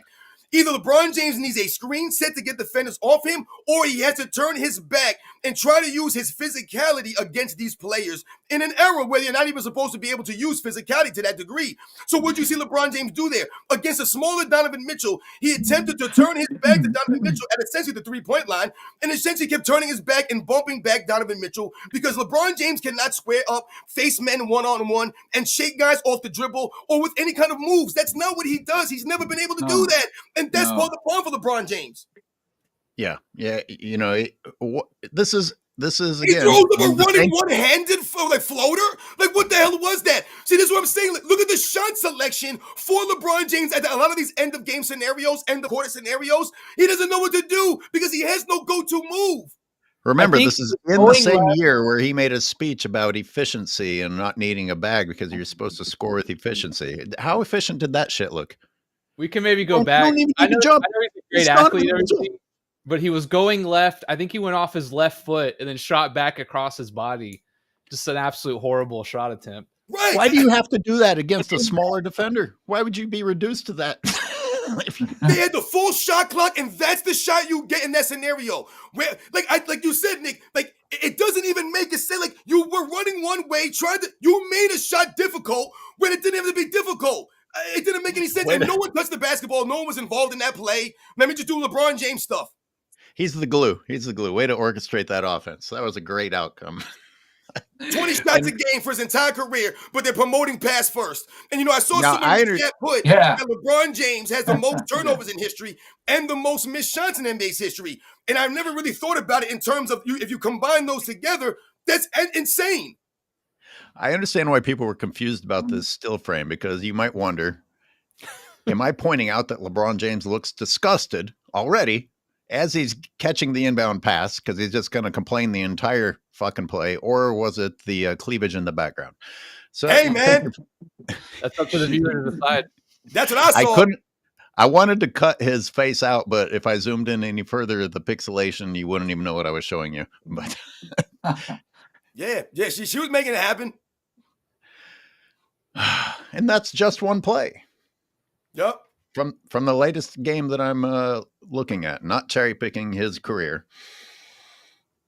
Anyway, thanks everyone for participating.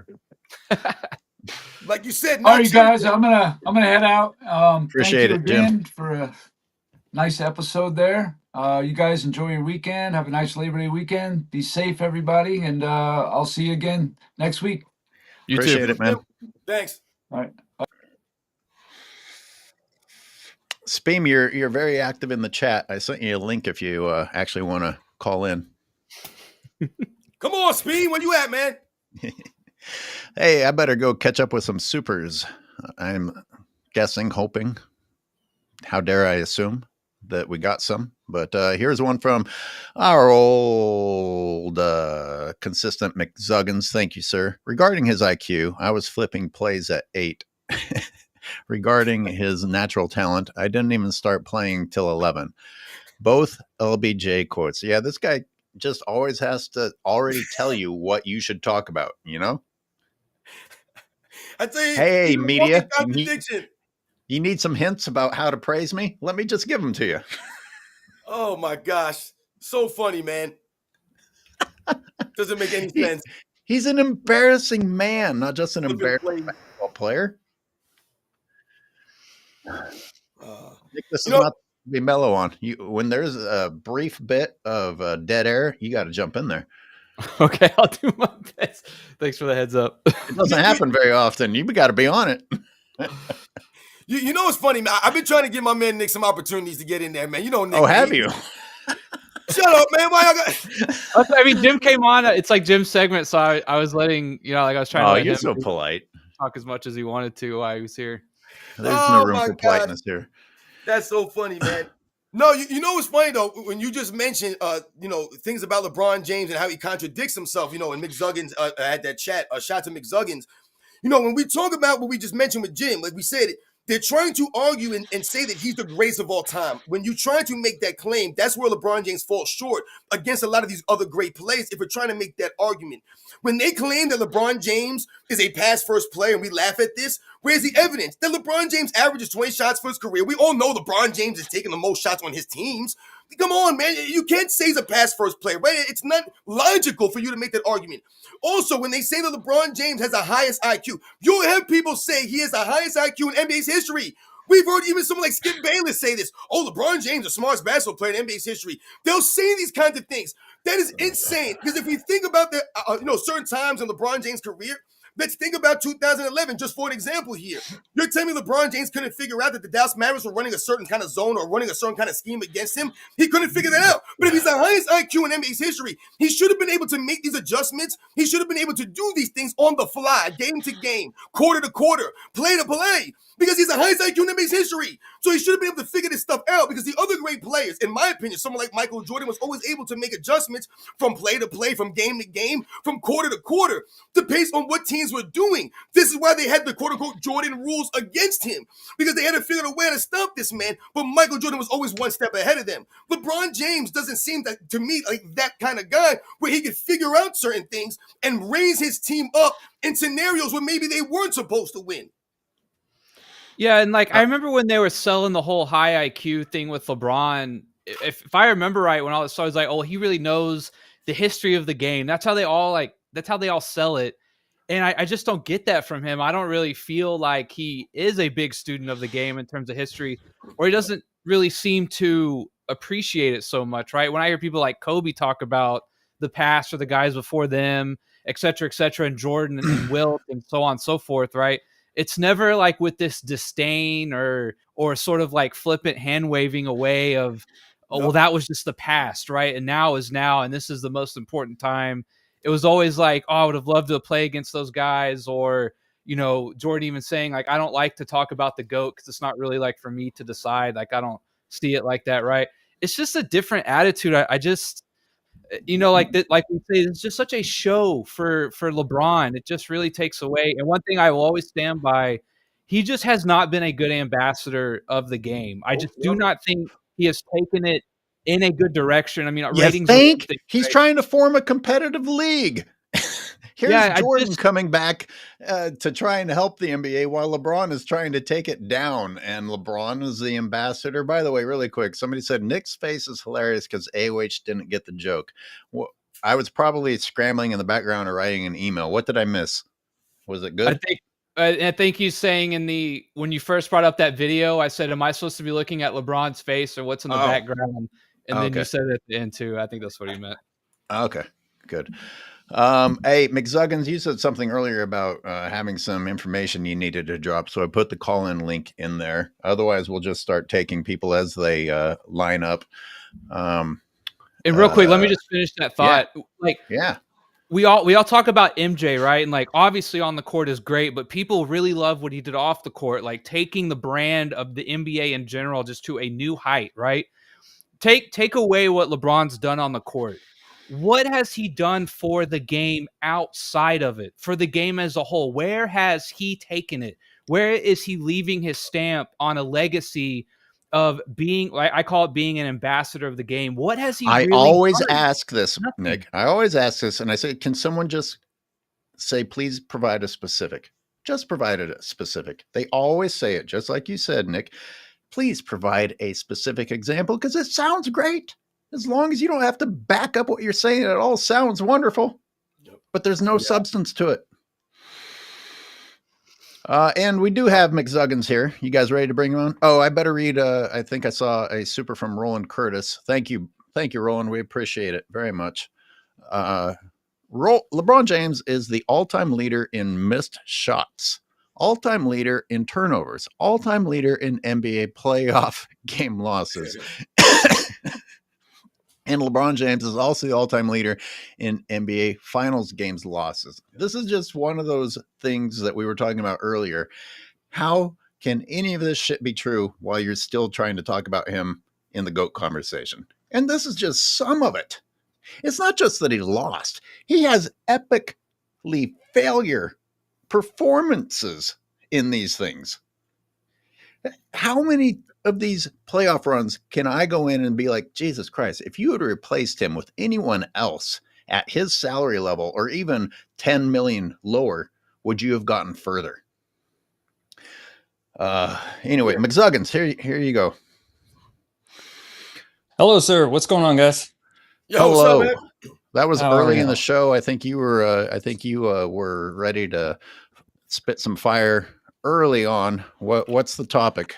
Yes, sir. Remind It's us. going back to going one of the earlier topics there about the rights deals, the viewership being down, and blaming on the eras for it. That there's a new narrative forming around this that I'm already seeing in the last maybe week or two since the deal was finalized and everybody had time to make videos about it. You guys have probably seen a lot of it already. It's hundreds of thousands of views. I think one channel had, I think, like 1 point something million views on it already. And What are we I talking just want to help you all get ahead of it. It's this idea that so now that NBC and Amazon are now also in the rights pool and showing games, look how crazy complicated it is to watch all the games. Look how, all that stuff. And that's fine. And it's true. There's a lot more friction now, right? You'd need more different subscriptions to watch them all. But this is people, poor but- people. But this is I have more options. Here's the Victimhood thing. mentality. I have I was more real options quick- to watch the game. Real No, quick, no, my here- caveat says you can still compare like mainstream games or games that are on like regular TV and cable. Those are still pretty accessible to people, and they're still getting crushed. right. You fucking know how hard it was for me to watch a game. But here's the thing. Here's Antennas the and crazy shit. part. This is the gymnastics that is beginning, and that's already getting hundreds of thousands, in a couple cases, millions of views, and it's only been like a week. Ready for this? No, I'm not. No, you're not. This is going to be so depressing. But this is the next fight. This is the next chapter. You ready for this? So don't tell me about how the modern era is garbage. Don't tell me that the game is the problem. Don't tell me that any of these complaints or how the 90s were so much better are the problem. We can't watch the games. Look how complicated it is. That's why viewership is down so much, because there's so many platforms you have to subscribe to. That's the latest narrative. That is now gaining so much steam in the last like 2 weeks. And my I regret head, having you on, man. You're fucking up my day. I'm sorry, but my head just explodes. First of all, that deal was signed just a few weeks ago. Yeah, That exactly. can't be why you lost 83% of your viewership over the last 23 years. Why? Why do we? I mean, I think LeBron fans need you to elaborate. Sure, I would be happy How does to. last week and the last 23 years not explain each other? I would be perfectly happy to. From 2002 until 2025, which hasn't actually started yet, but over the last 23 years, there has been a virtual monopoly of NBA. You needed to have ESPN and you needed to have TNT, or later Warner, right? Here's the beauty of that, though. If you have a TV subscription to ESPN, TNT is included. That's the only thing that you needed for 23 years to watch the games. Yeah. You can argue the regional sports network stuff, right? The blackouts and all that kind of thing. And that's a huge pain in the ass, and League Pass has all that, right? NFL has a similar problem, not with the regional thing, because all their stuff is nationally broadcast, but you still need to have that.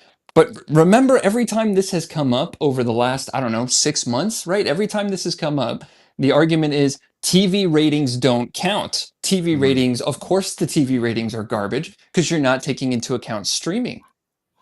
Oh, so everybody was watching on streaming? Is that what it was? Everybody was watching on streaming, but streaming is why nobody's watching now? So that argument lost, and now it's going completely backwards.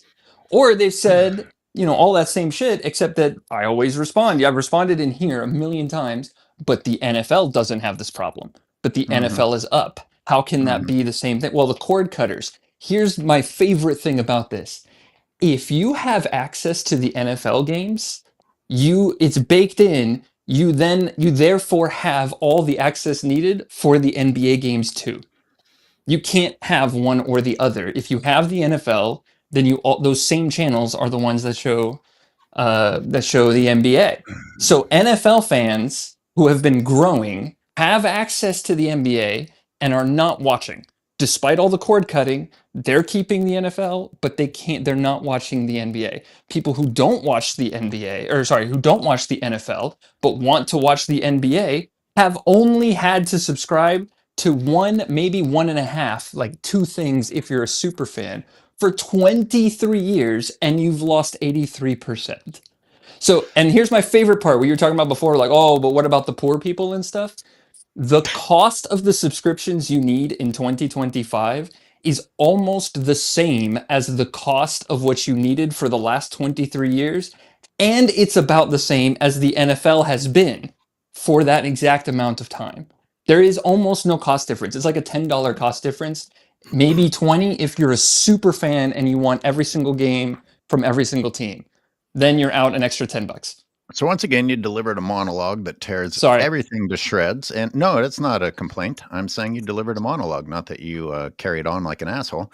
Okay. You delivered a monologue that should be turned into a video. And there's a couple things. Hold on, I want to say a couple things real quick that before Jeremiah. I see you waiting. By the way, thank you for your patience. Okay, go, Robin. What I thought about immediately. See, the thing about it is this, or what I'm getting from this, is that people are making arguments or making excuses is what they're doing here that don't add up. Because if you want to make an argument that money's an issue, money, people can't afford to do these things, they can't afford to get these services. Okay, I understand that, but money's always an issue. Money's been an issue back in the day, it was an issue now. Okay, we get that. So nothing has changed there. But if you want to say that access to these things is the issue, that doesn't make any sense to me. Because if we want to be honest, and we think, I'm going to only speak about my own experience growing up, but I've often said on my channel growing up, the reason why I was exposed to sports to the degree that I was is not because there were 5 TVs in my household growing up. I grew up in a 2-bedroom apartment in the city, man. There was 1 TV in my apartment, 1 TV. The reason why I know about, my dad watched basketball. So what does that do? And once again, it puts everyone in the household watching the same damn thing. I could just go in my room and go watch something else or do something else. So we have to understand the access here. Back in the day, people didn't have a bunch of TVs. TVs were expensive. Now TVs are a dime a dozen. Everybody got a freaking flat screen TV now. Everybody got a TV now. Everyone got TVs in their room. Everyone got TVs in the kitchen now. TVs got everywhere. TVs in their cars. TV everywhere. Everyone has access now to a degree that people can't even fathom back in the day. I've got comments and messages from people in the Philippines that were climbing on top of huts with antennas to watch Michael Jordan. So the point that I'm making here is if people wanted to watch the damn game, if it meant that much to them because the product was that damn good, the players were that exciting, people are going to spend the money, man, and they're going to get access. They're going to support it. That's the facts. That's right. Don't forget TV on your phone, TV on your tablet, TV in your pocket. And as Meg points out, the WNBA outperformed NBA in some cases. So what's their excuse? That's right. But one last little question about that. Yeah. When's name me the last monopoly, right? That has complete control of everything, complete control of the product that lost 83% of its customers to no competition. And then tell me that it's the access to the product or that it's, that it's not the product itself.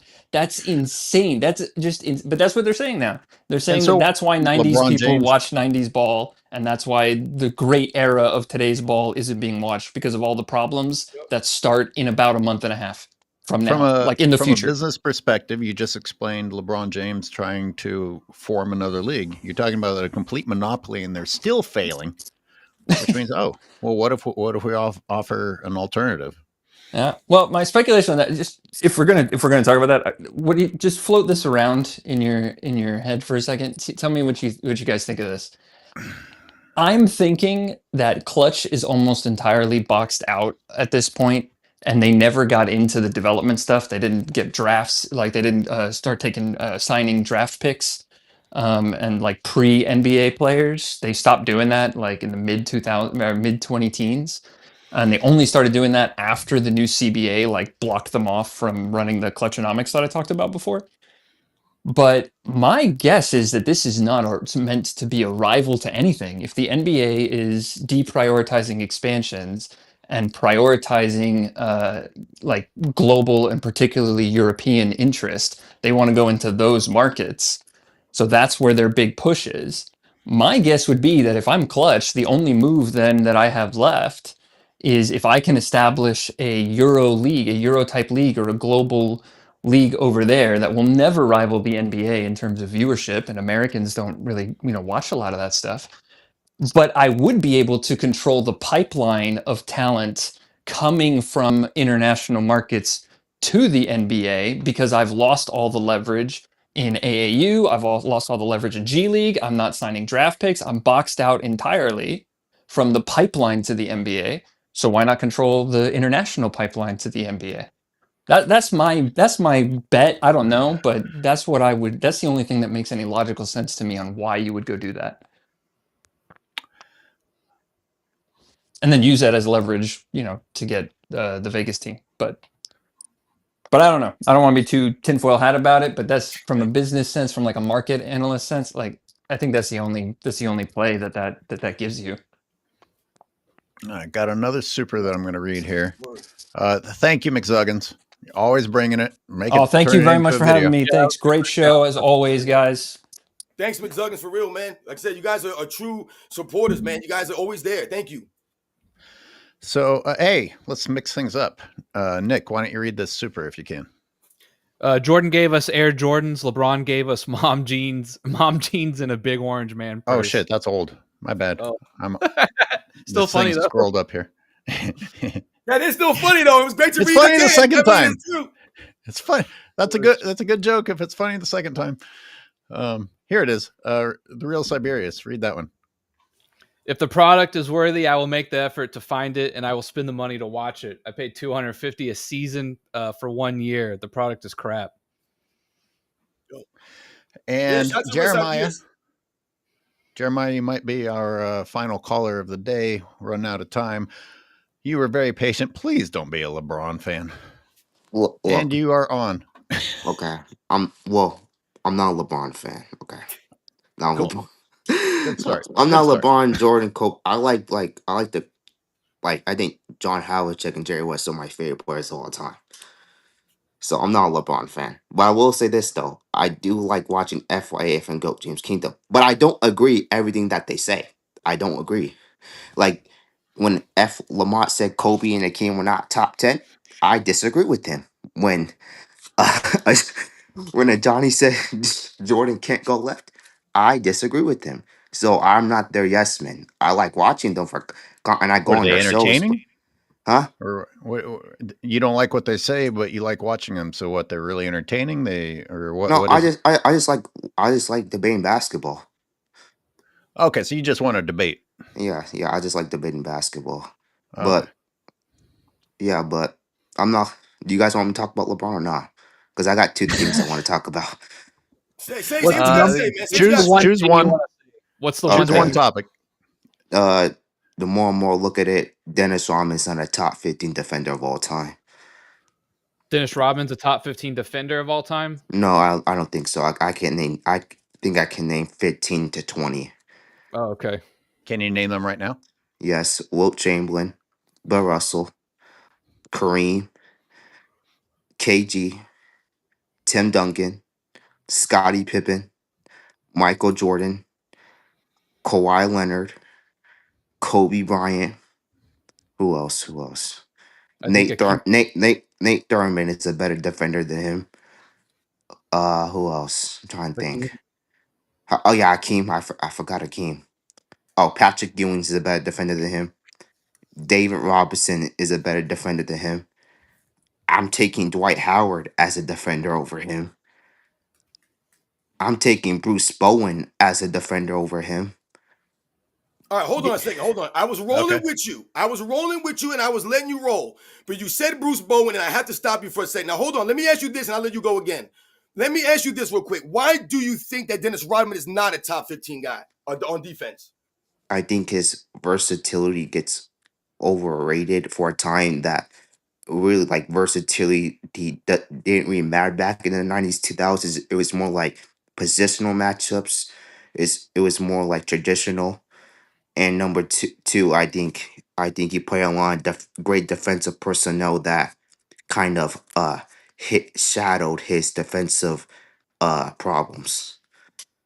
Let me filter it down a little more too. When you say a defender, are we strictly talking about locking someone up and like? No, I don't go off that. Are I'm you just talking about including strictly rebounding? overall defense.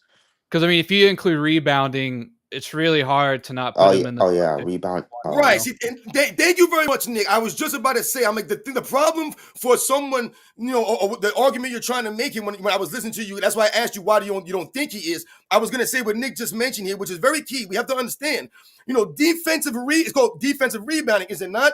So, rebounding and defense go hand in hand when you play basketball, right? So what Dennis Rodman could do to that degree rebounding, I don't think you could deny he's one of the great rebounders, kid you not?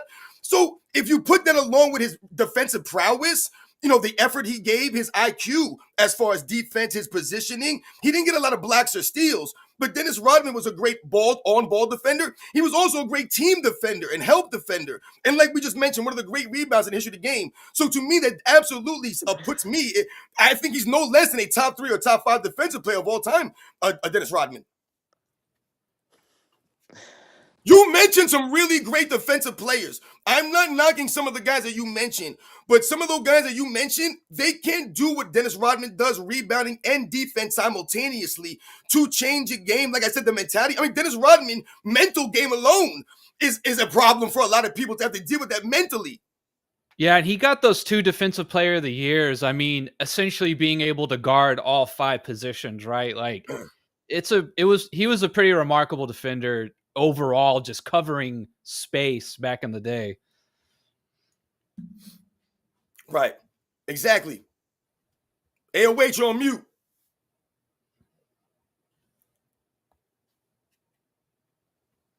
How's that? Go ahead. Gotcha. My entire system just disconnects on me. I was in the dark.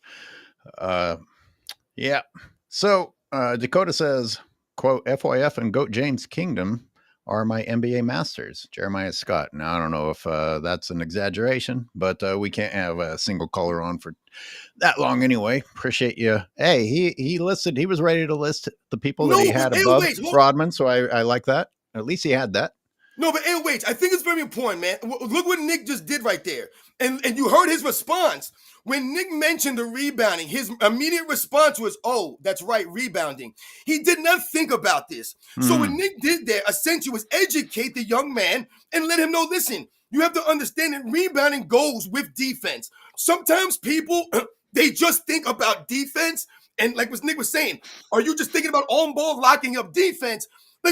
But there's different aspects of defense. It's not just on-ball defense. It's not just stats, your blocks, your steals. It's not just that. It's a bunch of other things. Help defense, team defense, your defensive IQ, your defensive instincts, the effort you give on defense. All of these things encompass you being a great defensive player. Dennis Rodman had all of those qualities, and he was an elite rebounder.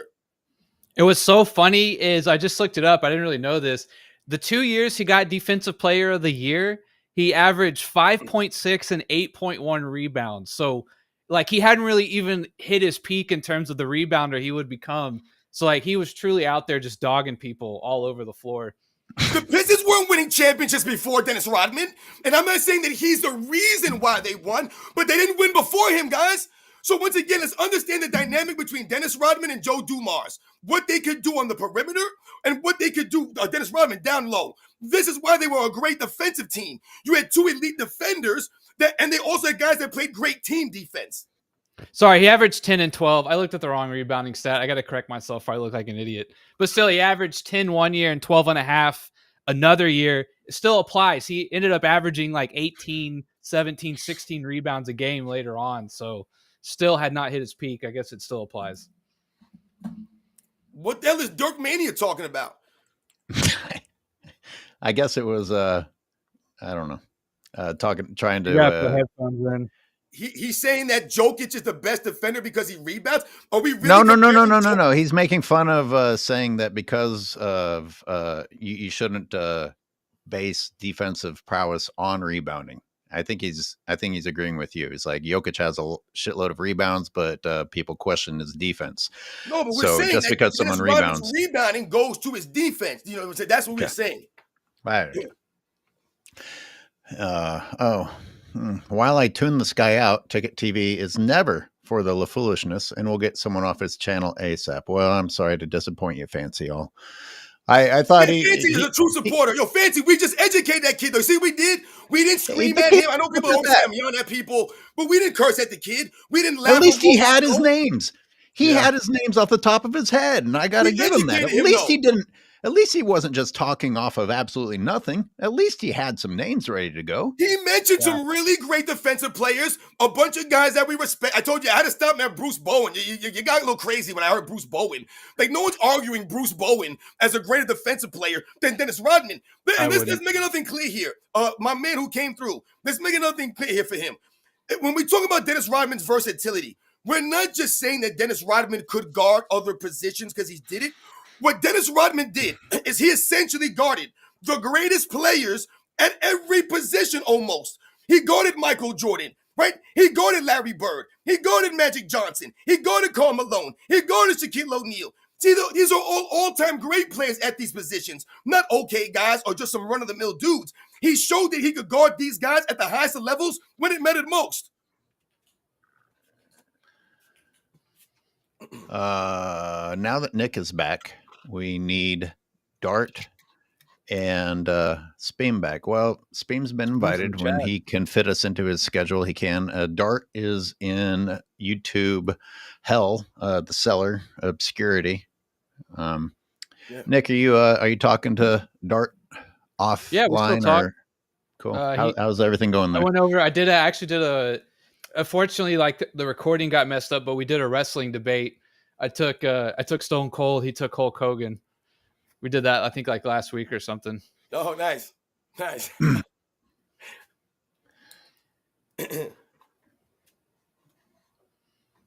Of course, I won, just for the record. The Bowen thing made me immediately think of the attempt to elevate LeBron, because what's Bowen defensively known for? Shutting down LeBron, right? While Bowen was an old man. Yeah. And like I said, Bowen was known for those battles against Kobe. Yeah. Kawhi Leonard got MVP because playing defense on LeBron. Did Kawhi, real quick, Kawhi deserve that MVP? Yes or no? Yeah, absolutely. Once again, when we talk about the finals MVPs, it's what you did in the moment at that time in the finals. And Kawhi Leonard, once again, had the impact on both sides of the ball. See, when he mentioned Kawhi Leonard's name, I wasn't, taken aback from him mentioning Kawhi Leonard, because I think Kawhi Leonard is a great defensive player.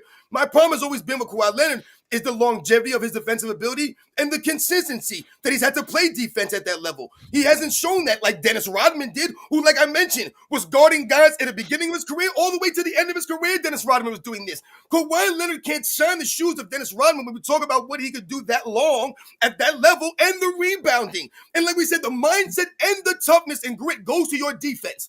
Kawhi Leonard is known for having the grit or the toughness. He's frail and fragile. His mind and his body. Going against someone like Dennis Rodman? Come on, man. Stop it. And I love Patrick Ewing. He is a great defensive player. I think in this era, he would be much greater than Rudy Gobert. But no one thinks that Dennis Rodman is not, or Patrick Ewing is greater than Dennis Rodman on defense. Come on, man. What are we doing here? He named a bunch of great defensive players. But just because they're great on defense doesn't mean that Rodman wasn't greater. Roland Curtis, thanks for waiting. Got to let you on really quick, and then we'll probably wrap it up. What's going on? I see it's muted. Shout out to Roland. What up?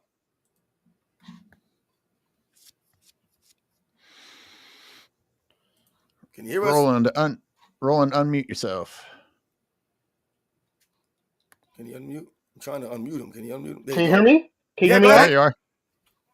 Okay, thank you for taking my call. Really quick, I just wanted to say, so the caller before me, this is why FYF is a irrelevant channel. It's a channel for babies. He came on your show and said that FYF said that Jordan couldn't go left and that he disagreed. And I'm like, why are you guys debating on something so obvious? Like, that's like him if he came on here and said that fire is cold and he disagreed with that. Like, if you have eyes, you could clearly see Michael Jordan goes left very easily. I mean, the shot on Elo, he drove left. I mean, a lot of his best layups and moves, he went left. But they're over there debating something so obvious. That's why FYF is a joke, and a lot of times you can see that there's rarely anybody engaged in their live chats, and it's just a waste of a channel. But anyway, I wanted to really quick elaborate on my super chat earlier about John Stockton, because you guys were talking about how John Stockton is very humble, and I was saying that it was a great thing for Kendrick Lamar to name drop John Stockton to a generation of people who don't even know who John Stockton is. And I was happy that John Stockton, he heard about it. He said that his wife and kids had to tell him about it because obviously this was the biggest song actually. Apple said that it was the most streamed song of last year, 2024. So. Wow. And yes, and then Kendrick performed at the Super Bowl, and he didn't even perform the entire song, but the portion that he performed was the part where he dropped John Stockton's name, and John Stockton even commented on that, and it was like great to see a humble guy like John Stockton who's often forgotten. It's easy for a rap, and this is the biggest rap star of 2024, Kendrick Lamar. We had the biggest song, probably the biggest hip hop song in the last 5 or 10 years, and it's easy. It would have been easy for him, and the song was kind of a portion of the song was pro-black, but it goes to show you that skin color and race doesn't matter when game recognized game. Like Kendrick Lamar knows who John Stockton is, and he could have easily have name dropped. It's easy to name drop Michael Jordan or LeBron James or Kobe Bryant. When he said I pass on the body, so he was talking about passing. He could easily name drop Magic Johnson, but he went and dropped an unathletic white guy whose game was predicated on high IQ, talent, skill, and experience.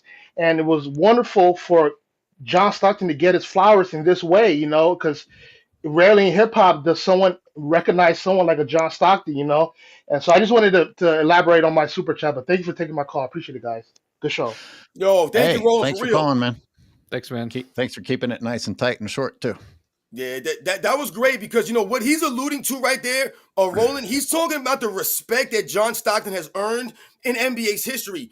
So, like he said, someone like Kendrick Lamar, I don't know how old Kendrick Lamar is, but I don't think that he was watching John Stockton back in the 80s and stuff like that. You know what I'm saying? So a lot of these young people, they go and do their homework and they know that John Stockton is respected, guys.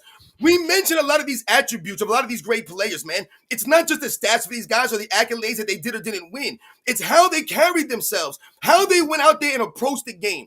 I told guys a lot of times that John Stockton got into a car accident going to a basketball game one day and still went to the game and played in the game. He didn't go home. He didn't sit it out. He didn't, hey, man, I'm a load match. I just got into a car accident. He went and played the game. He didn't have to do that. He's John Stockton, but he still showed up. This is what we talk about with some of these guys. I just told the story earlier about John Stockton in Barcelona. The woman didn't even know who he was, even though she was wearing him on her shirt. Didn't even know who he was, though. So we talk about John Stockton and respect, right? And we talk about what respect means. There's a show called The Game of Thrones, right? It's a real popular show from some years ago. A lot of people will probably remember Game of Thrones. There's a character from the show Game of Thrones called Ned Stark, right? He's one of the main characters of the show. But the funny thing about Ned Stark character is that he's only in season 1. But somehow, some way, he's mentioned in all of the seasons subsequently. And why is Ned Stark mentioned in the Game of Thrones series all throughout the seasons, even though spoiler alert, the man's dead after season 1? Why is that? Because they mentioned Ned Stark and they mentioned the respect, how much they respected Ned Stark. Oftentimes, many times throughout that show, season 2, season 3, season 4, a character will come about, a new character, an old character, and Ned Stark's name will come up in conversation for whatever the reason. And every time this man's name is brought up, meanwhile, he's been dead for a long time now, they talk about how much they respected Ned Stark. His name is spoken in such ways that he earned this reverence. So this is how much respect means, guys, in the world. Amen. Well, Robin, you know how to keep the energy going, referencing Ned Stark and the respect. No, seriously. No, it's good. It's good. I try to relate to the young people sometimes that know these shows. Is that still the young people? Show, Shows how well-rounded and cultured we are. Yeah, Real Siberia says Stockton missed 22 games in his entire career. And that guy played a long time. It might have been that same story you mentioned, but he played on a fractured leg during the Olympics. Is that right? Or it might have been that car story you mentioned. I mean, listen, The guy I'm set telling you guys screens for a on reason. people massively bigger than him. You know, he had to be pretty tough. For sure. Exactly, man. Like I said, You only see it means a LeBron lot. James set screens on people smaller than him when they're blind screens on the other end of the court. Goddamn coward. You know what's funny? You know, we talk a lot and we joke about a lot of these other channels. They talk about FYF and the Gold James Kingdom.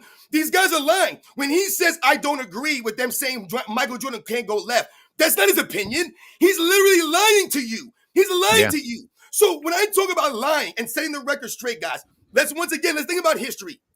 Back in the days, let's think about cowboys. Let's think about the 1800s, the Wild West. Back in the day, if you called someone a liar, if you called someone a cheat, you had to be prepared to go outside and step outside and defend yourself to the death. Because a grown man, if you called a grown man a liar or a cheat, they would say, I'm not a liar or a cheat because it meant something. For your word, it meant something. So for you to be labeled a liar out there in the town, you have to fight me to the death now. Because if I did not cheat, if I was not a liar and you called me such, we're stepping outside and we have to show down. And guess Someone's what? gotta It's a die. society now. You can just lie and no one cares and hold you accountable.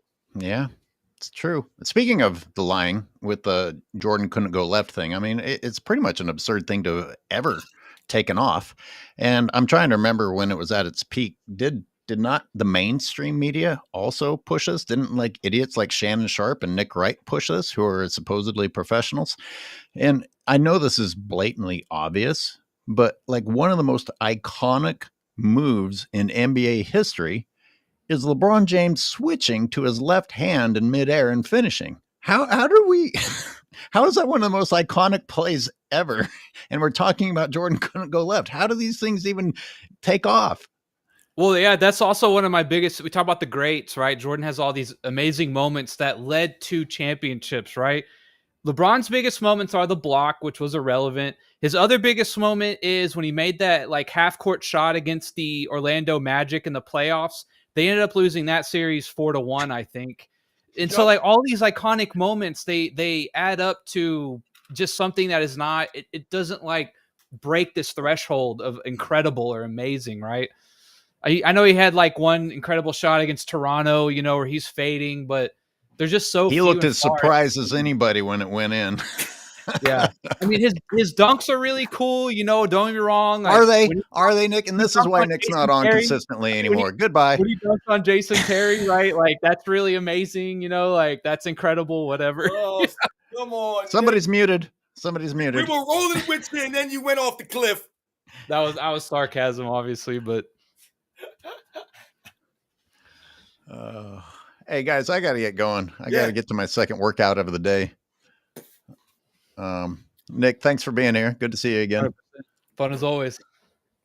And Robin, as usual, our coffee, our cocaine, however you want to put it. Thanks for bringing it. Yes, absolutely, man. Once again, man, Nick, it was great having you on here again, man. Thank you for coming through. My man, the Zarda video footage, AOH, it was another great show. Thank you to everybody in the chat that's come through with the supers and the conversation, Amen. guys. Like I said, it really means a lot. You guys add to the show. So thank you very much for always coming through. And you guys know the deal, man. I hope you guys enjoy the rest of your weekend, man. Everybody have a great Labor Day. You guys know the deal, man. We'll catch you guys on the next one.